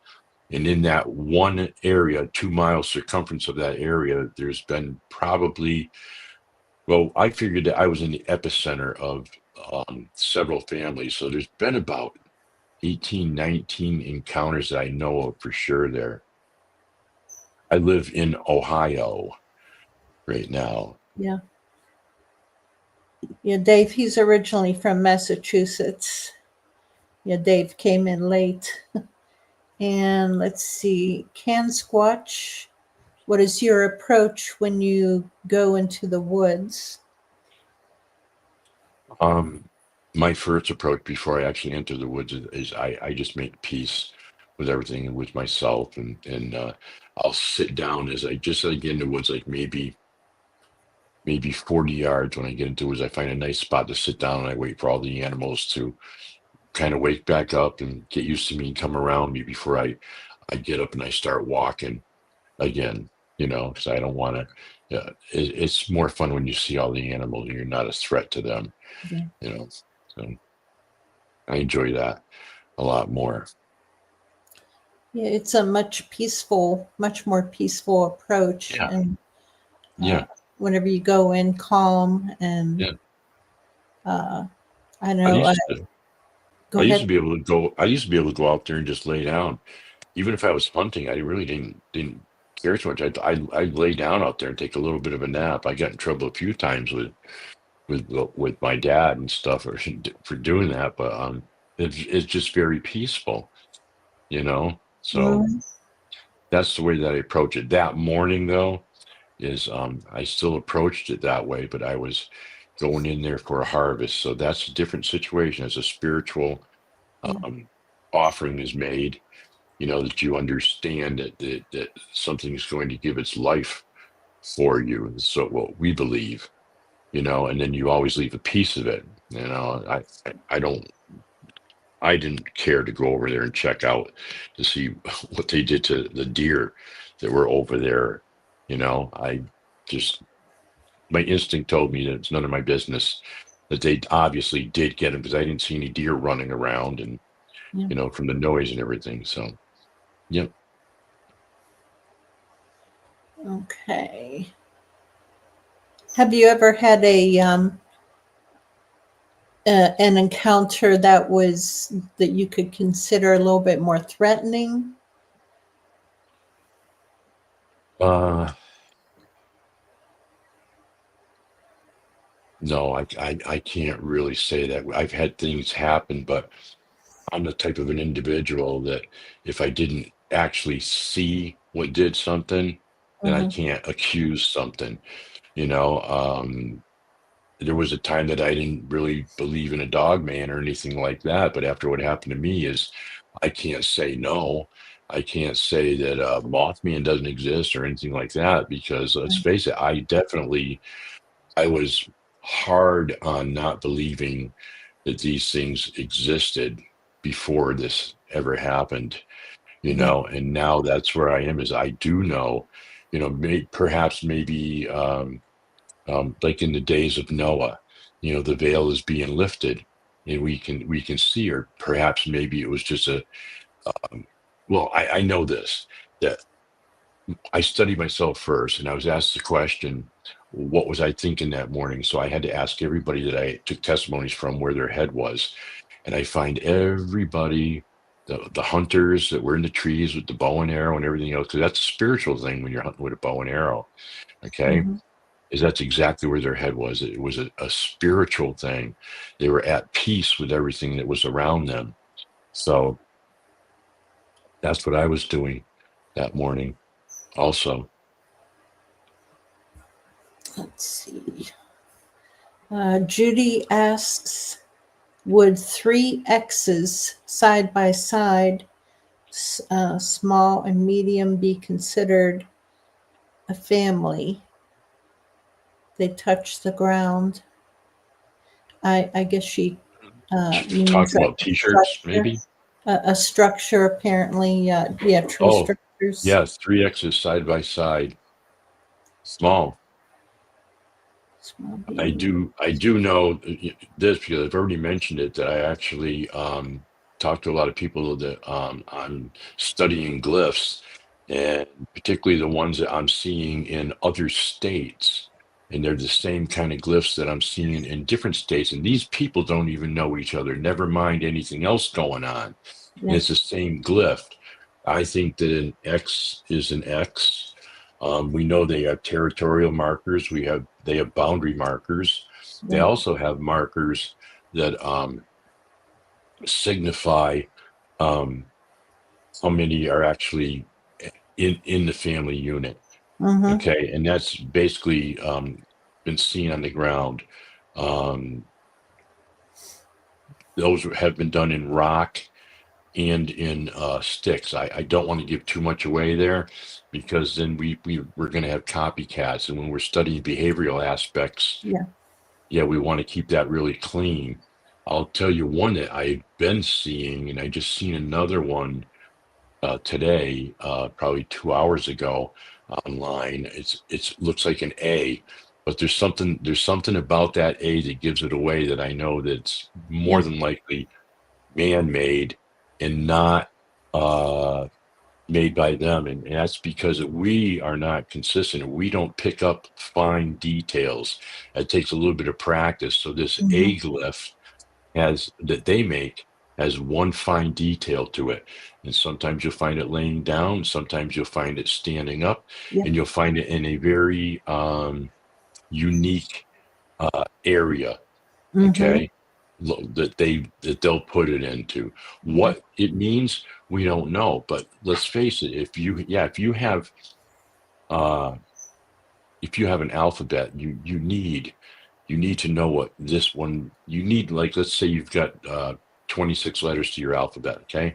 Hmm. You're gonna need like 10, 15 of the letters to start to be able to break the code.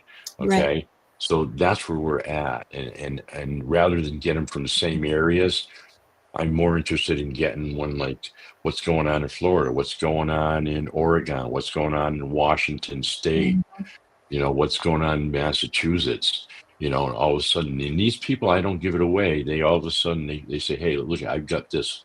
What do you think? Right. Okay.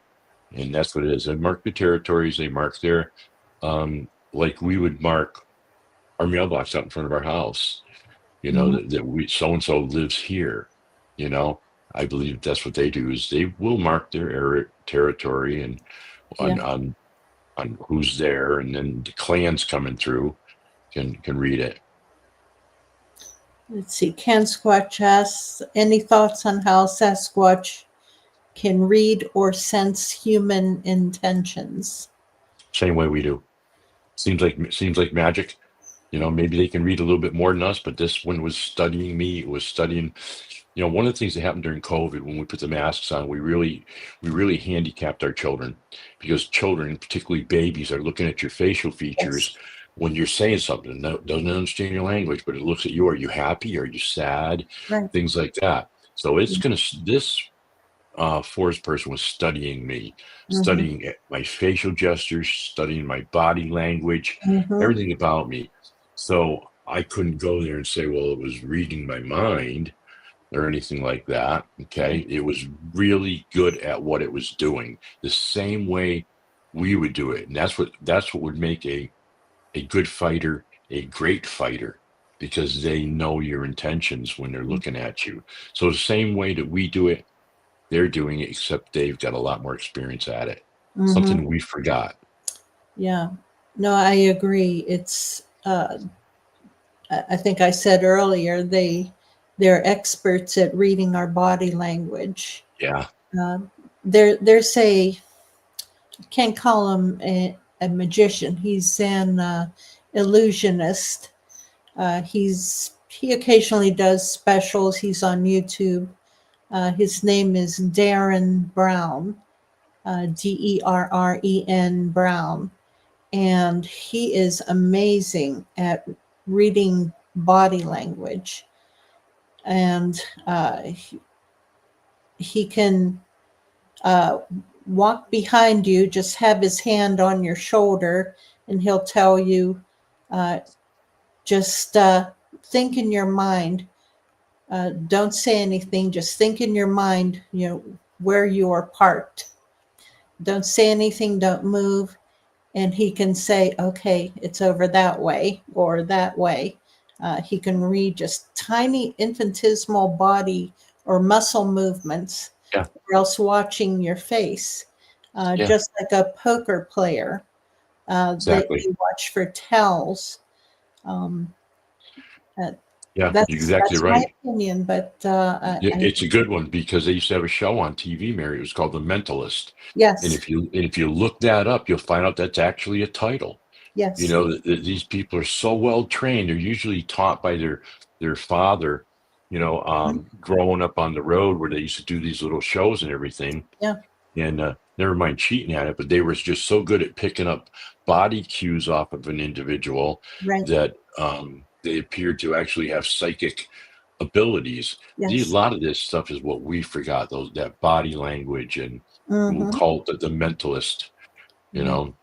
But that's where they are. They can read that, and they obviously can have better smell than we have. They have better hearing than we have, because Mm-hmm. that's their home out there. That's their cathedral, and they have better eyesight than we have. So we're at a disadvantage. Yeah. Yeah. We've lost a lot of what we used to know or should know, and I think Yeah, we need to practice that. Uh, yeah. I, When I'm the daughter of a magician, and so what I learned from my dad, I kind of transferred to my Bigfoot research. Hey, it's misdirection, detail, so I yeah, know. They're right, doing stuff here. I got to watch over there. yeah, exactly, exactly. Um, I forgot what I was going to say there for a second. Um, oh well, it'll come back to me. But yeah. Oh, so to everybody's listening right now, wouldn't it be great, okay, to be able to do what Jane Goodall did, to perhaps actually be able to sit down with them, Yeah, because people have done this. right. We have the Daryl Dentons out there. A lot of people, they just don't. Yeah. To them, a story is a story, But for every story, there's pertinent information in there. So wouldn't it be just tremendous to be able to sit down and just perhaps Hmm. learn something from them? Because if they do come to dance around that fire one more time, wouldn't it be fantastic? Yeah. If they were going to join us in the battle between good and evil, Yeah. let's face it, I doubt very much they're going to hand us a magic wand. No. I think it's all about waking up. Okay. And that's where we need to be spiritually, and perhaps Mhm. that's what they may have to teach us. Are there good ones out there and bad ones? Yeah. Absolutely, just like humans. One of the things that was told to me by Chief Ernest, the great grandson of Sitting Bull. Okay. Okay, he was one of the only two Apache war chiefs that were there, Sitting Bull and Crazy Horse. Yeah. Well, I got to speak with him one on one in private, Oh, and Chief Ernest listened to my story and had many questions for me. And in the end, one of the things that he told me was, um, they have always known me. They've always watched out for me, and that I walked in two worlds. So I never understood that. So could that be that I walk in a spiritual world yeah. also? Yeah. Okay. I think so. That those of us who have had either multiple encounters, or else we have a special connection with them in Yeah, some way, shape, or form. Uh, that yeah, we walk in two worlds. absolutely. As Christians, also we Exactly. walk in two worlds. Exactly. Why would we want to destroy our only chance of learning something? Yeah. You know, lock elbows. Um, got to stop it. It seems like people can make the push to go maybe and kill one. How about we make the push to lock elbows and say, no, these things are highly intelligent, Yeah. they're highly spiritual, Yeah. and this Oh, is yeah. this is your proof. I I could have kept this quiet a bit longer, I guess, but let's face it, who was I going to tell this to a Yeah. long time ago, Yeah. you know? And it would have been impossible. And believe me, folks, I did try. And even to this day, I do take some guff, but I've been taking guff for a long time. So Yeah. it is what it is. If you're Yeah. driving down the road and I'm with you and I tell you you got a flat tire, you have a choice to make. Pull over and fix the flat tire, or just keep right on driving and wreck your whole rim. And that's where you are now. Yeah. No, anymore, I tell people, hey, it's water off a duck's back. They can make fun of me all they want. I don't care. If they believe me, I don't care. What I tell is what I've experienced, and it's up to them to decide, do they believe or not.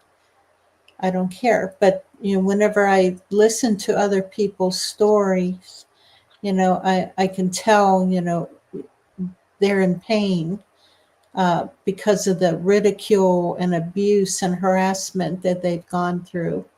And I Yeah. feel for them, so much that, it's hard. It took a heavy toll, heavy toll on me. Yeah. More than I'll speak of outside of a private conversation with people is you have no idea. And when I see these other eyewitnesses, Yeah. is that's a lot of people do know me in this this community. They Mm-hmm. know this is exactly what I'm doing. If anybody was going to take the hit, it's going to be me, because it's not brag, it's just fact. I doubt, and I hope that somebody else, please come on, join elbows with me and tell me what you've seen. Tell one of us what you've seen, so that we can get together on this, because it's difficult for me too. And there are a lot of brutal people that are out there. That's for sure. That's for sure. And the thing is, that the more that you share, the better you feel. Yeah. Just keep sharing, and I Yeah. hope that the people out here, in the audience, if you haven't shared yet, send me a message. I'm here. Yeah. I'll listen to whatever you say, because Yeah. what people experience, everyone experiences something different. There's always some tiny little detail Yeah. that's different, and we learn from each and every encounter. Yeah. There's some little detail somewhere, and There's the more we learn, the better it is. Yeah, it's learning to control that fight or flight.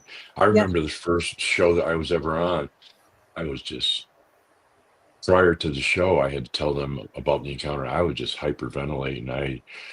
I just couldn't control myself. Um, Yeah. and now it's gotten easier, but everybody, I want you to understand that when you ask to hear my stories, I have to relive it. I relive it. I go Yeah. back there to that day, and I try to get my mind back off topic a little bit, and then go back on it. Makes it easier for me to talk about. Yeah. But to go from 1 through 25 or 30 is I'm literally going back in time and living that over again. Let's see, Ernie was within two. Yeah, within two, we had eye contact. Yes, she saw two Oh, of them, and she had eye wow. contact with both of them. Yeah. Yeah. That is, Lavonna shared what she's experienced, and uh, she's yeah, been on my show before. yeah. You can actually see in their eyes, Levon, they understand. They are taking that information in. There's just it's like looking at another person. People say, well, they animals aren't aware. Well, I get news for you. Okay, there is a test that you can do, and ironically, a lot of eyewitness testimonies that I've taken and I've heard too is they groom. They are clean. This one did not stink. Yeah. This one was clean. And if they're cleaning and they're grooming, they're aware. Yeah. Well, it's like other primates. Chimpanzees and gorillas. They'll sit and they'll groom each other. It's a family. It's a bonding experience among them. Yeah. And it's I've watched videos of them, and it's a beautiful thing to Mhm. watch. Yeah. Yeah. A lot of people get that little bit of confusion going on when they'll say, well, it's DNA came back as primate. I'm pretty sure if you look at yourself in the mirror, you should figure out that you are primate. Yes. You Yep. know, I mean, Absolutely. why do we want to take ourselves out of the tree and make another tree? Yeah. We are okay, but Hmm. I always like to give this as an example to particularly somebody who's just new at listen or whatever. I tell them about Darwin, being paid to draw, and I like to call it the family train there. And the funny part is there's a missing link. He says there's a missing link. Well, don't you think that he's trying to send you a message? Because do you think that he purposely left that out? Do you think that maybe he knew there was a missing link? Because how can you know that something is missing unless you know what it is? Yeah. So we have all the other ones. We have the Neanderthals, we have the Denisovans, or the Solo Man, all the way up there. Yeah. And he comes out and he says, we have one missing. Which one is that, Darwin? Okay, I think we know, you know, and yeah, we've learned a lot off of them. I think the Native Americans learned a lot off of them too, Yeah. on medicinal herbs. And right here in Ohio, I think is it in Ohio? It might be on the other side of the river, the Ohio River in Kentucky. They have a place down near maybe Daniel Boone State Park, that along the river. It's a glacial river, where they have all kinds of medicinal herbs that grow in there. They don't want people even to walk off the trail, that they're not even found anywhere else in North America, just in that area. And the Wow. Native Americans used to come from all the medicine men, the women would come from all over the United States to go in there and pick some of these medicinal herbs. So could it be that they actually taught us, Yeah. or them? Exactly. You wonder, what came first, chicken or the egg? Who taught who? The Bigfoot taught the natives, or the natives taught the Bigfoot, or Yeah. did the knowledge come from elsewhere? Yeah. Well, when you don't have any more eggs, then you guess you're going to find out what came first. Yeah. Yes. Well, does anyone have any other questions? Yeah, I have a feeling you're going to be receiving some other invitations to to some podcasts. That would be fine. Yeah, I don't. I'm always interested in helping other people. So Yeah. Okay, I'm not seeing any other questions. well, that's good. That means that we must have answered them all. Yeah. Blackie says he doesn't have any, but the passion they express discussing it is mind-blowing. Okay, witnesses. Yeah. Yeah, take that as a witnesses. compliment. Thank you. Yeah, Lavon says she loves hearing your encounter. Thank you. And Jeff says he's on the Old Line Cryptids podcast. They are mostly on Tuesdays, but yeah, Jeff, you'll have to talk to Jerry about having a special episode, maybe on Thursdays or something for. Yeah, and they can, a lot of them can get a hold of me through you, because you do have my number in that way, because I know that you'll vet them anyways. Yeah. Yeah, I know most of the people on here. Good. Oh, here we go. How would you approach getting Sasquatch protection? I guess it just came because I was just being spiritual, and they are drawn to that, so they recognize that, and they figured that maybe they want to protect me, or I have no idea. Maybe it was something my family did back in history or something. Who knows? Maybe it was signaling me about the covenant. I don't know, but that this is what Chief Ernest had told me, that they have always watched over me, watched out for me, and protected me. Protect me from what? I don't know. A dog man? I don't know. Whatever. But I would always fall asleep in the woods, and I never had to worry about anything at all. So no idea. Yeah, it's funny. As a kid, we would go camping up in the mountains in southwestern Pennsylvania. And first thing in the morning, I would run out of the RV and just run into the woods, and I'd be gone all day and not return back until maybe after dinner, but right around dinner time. But Yeah. Never ran into anything, no problems. I would see prints, Yeah. and I would have acorns thrown at me, or and I would see tree structures, but nothing ever happened to me. So it's very possible, it's They knew you. yeah, very, very interesting. Okay, here we go. How about preservation of forests for Sasquatch? Ooh, First you have to show that they're there. yeah, Secondly, we have to show for sure that they do exist. We do have plenty. I know some people want to put that down out there about the DNA and everything, but guess what?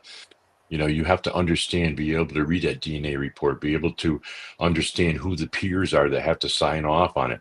yeah, All of that stuff, it takes people to advocate for things like that.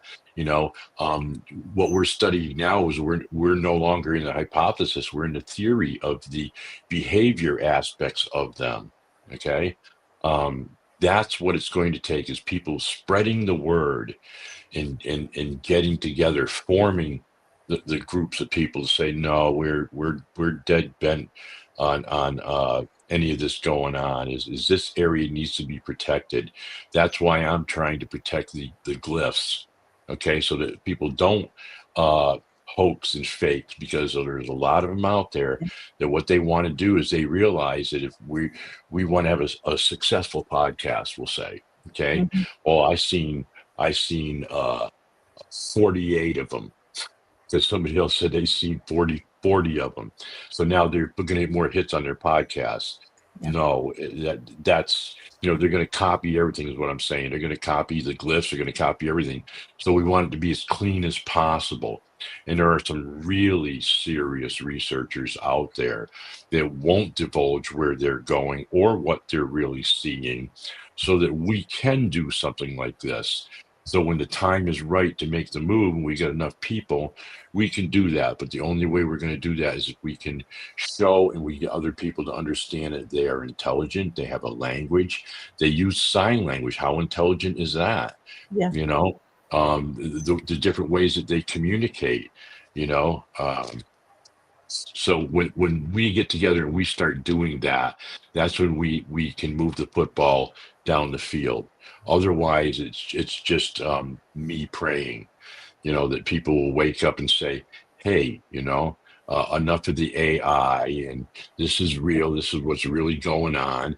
You wouldn't have had to cure for a lot of things if you didn't have the eyewitnesses seeing it through a microscope. yeah, Okay. You would never landed on the moon if somebody didn't really see it through a telescope first. Okay. So therefore our eyewitnesses are very, very important to us. And yeah. we have all the information that shows that they are definitely there. I just apologize that I didn't stick it out when it first happened to me, and I didn't let them lock me up because that long ago, yeah, I think that I would have gotten locked up for telling this story. But I've always known that there was a message in it, and guess Yeah. what? There is a message, and this is where we stand now, and this is what we need to do, to get the message out. Lock elbows with me. Yeah. Do you think that the government will ever acknowledge their existence?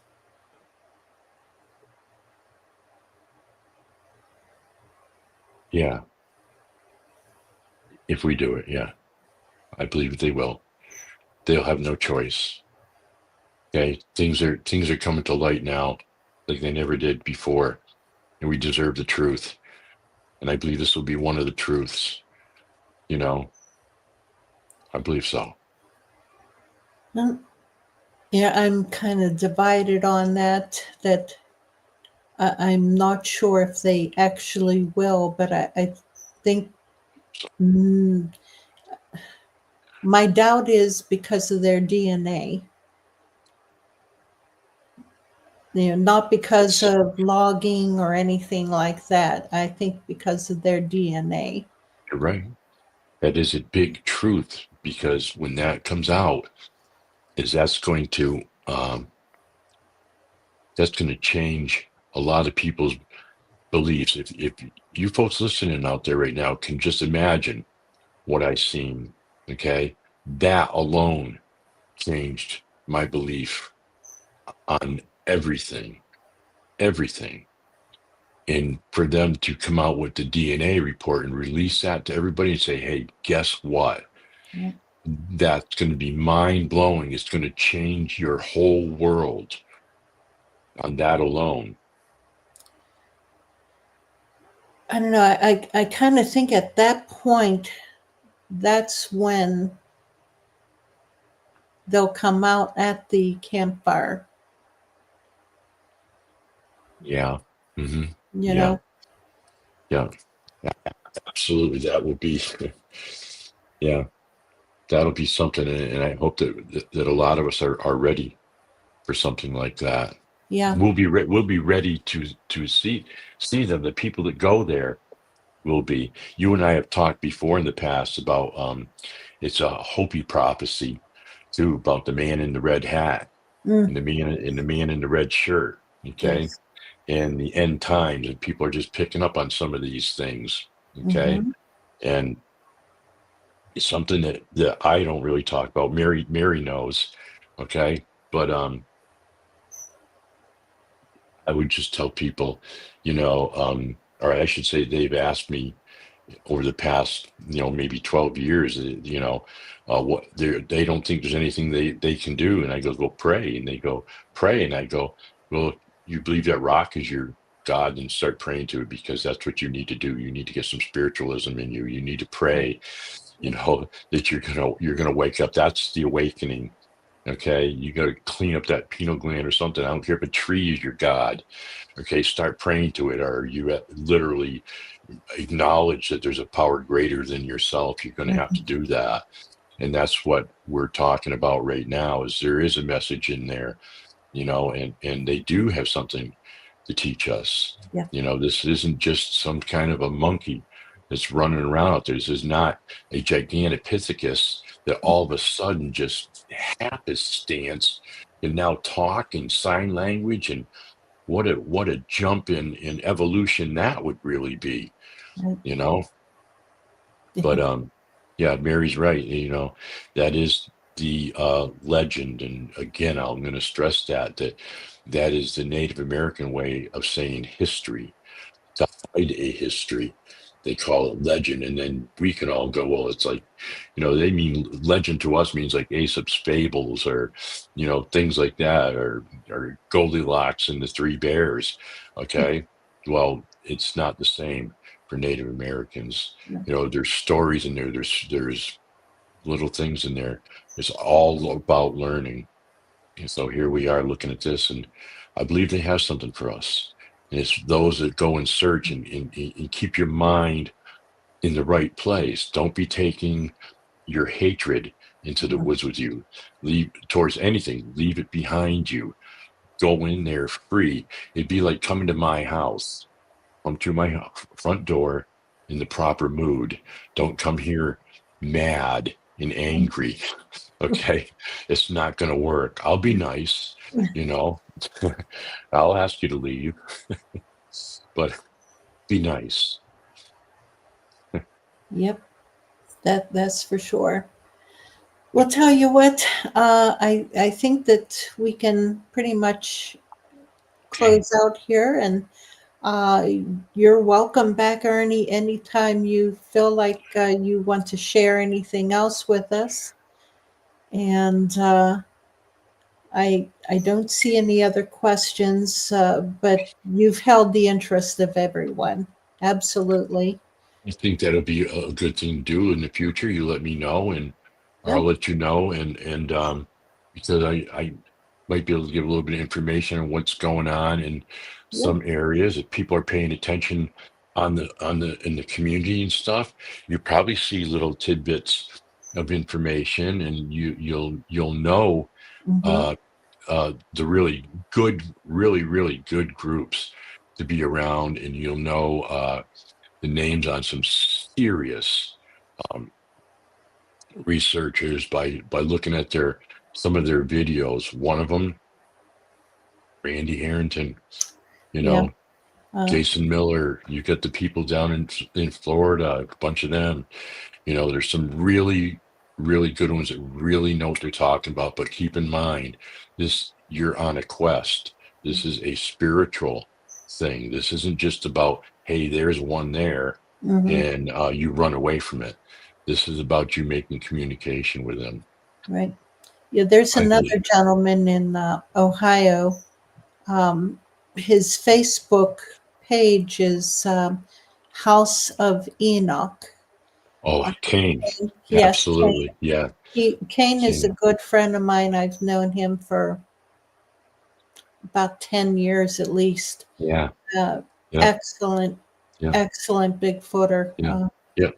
And then you got like the people like the Paul Frazier's, Amy Copeland, the Yes, group that you belong to. You guys, when you guys go camping, you yeah, guys are all about just, you all help each other out. You all kind of eat together like family. yes. That's what it's all about. And they are very attracted to your groups. That's where you guys go and everything. Oh, okay. Hillary asked, "Do you know T.J. Owens from Rio Grande, Ohio?" No, actually, I've only been up here in Ohio for, I don't know, maybe 11 years now, and I didn't even know that they had a Rio Grande in Ohio. Is that a Mexican restaurant? I'm messing with you. I'm interested. I'm interested. I'm going to get hungry tomorrow. No, I don't know him. I don't remember ever hearing of his name at all. I wonder what group he would belong to. Yeah, You know? don't know. Don't know. Okay. Hmm. I'm sure he'll pop up sometime, and I'll say, hey, because I'll see where he's from. I usually ask people, where are you from? And they'll tell me. So that'll pop up, and I'll say, hey, I heard your name on Mary's show. Yeah, well, that location that'll kind of stick in your mind, Rio Grande, Ohio. Yeah, So, hey, yeah, yeah. That's got me thinking. interesting. Okay, well, let's close that out here, and thank you, Ernie. I do appreciate you coming on, You're more welcome. and God bless you for the work that you do, and I wish you luck and everything that you're doing, you and your crew, whoever else that you're working with. No matter what, we're all learning, and just gotta learn from each other. Yep, exactly. Thank you for having me here. You're It's welcome. really fantastic.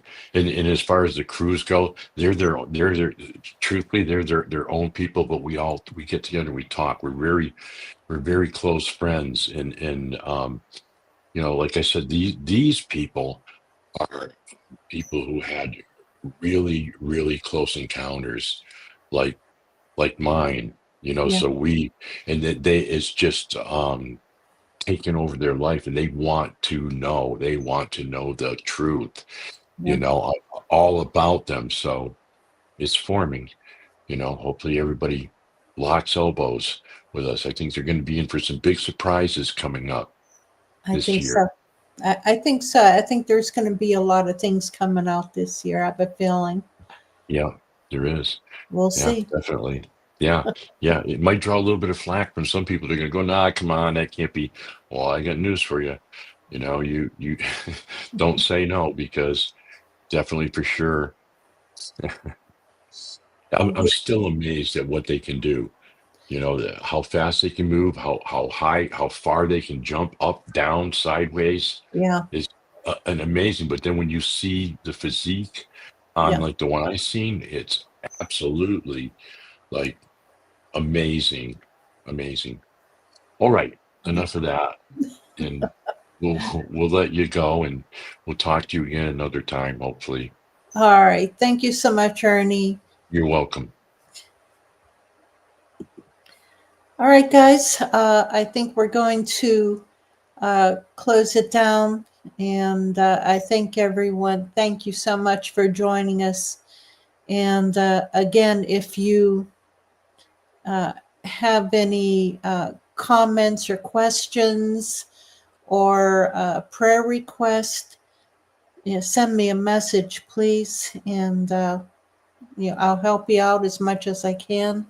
If you've had an encounter that you want someone, you need someone to talk to, contact me. I'll help, try my best, my doggonest best, to help you to figure out what's going on. But we'll see. Sorry, I'm skipping around here reading comments as I'm talking. Okay, thank you. Yes, thumbs up, everyone. Hit that like button. Thank you for subscribing. And we'll see you next Wednesday. Same bad time, same bad channel. As far as I know, I don't have anyone scheduled for next week. Let me double check before I close it down. No, next week is free, so that'll be an open mic night. What I usually do on those nights is I just I'll put the link out right here in the chat, and if anyone wants to jump on and share anything, well, you're welcome to jump on. So we'll talk to you next week. Save up your stories, and we'll talk. All right, guys. Monkey Wench out.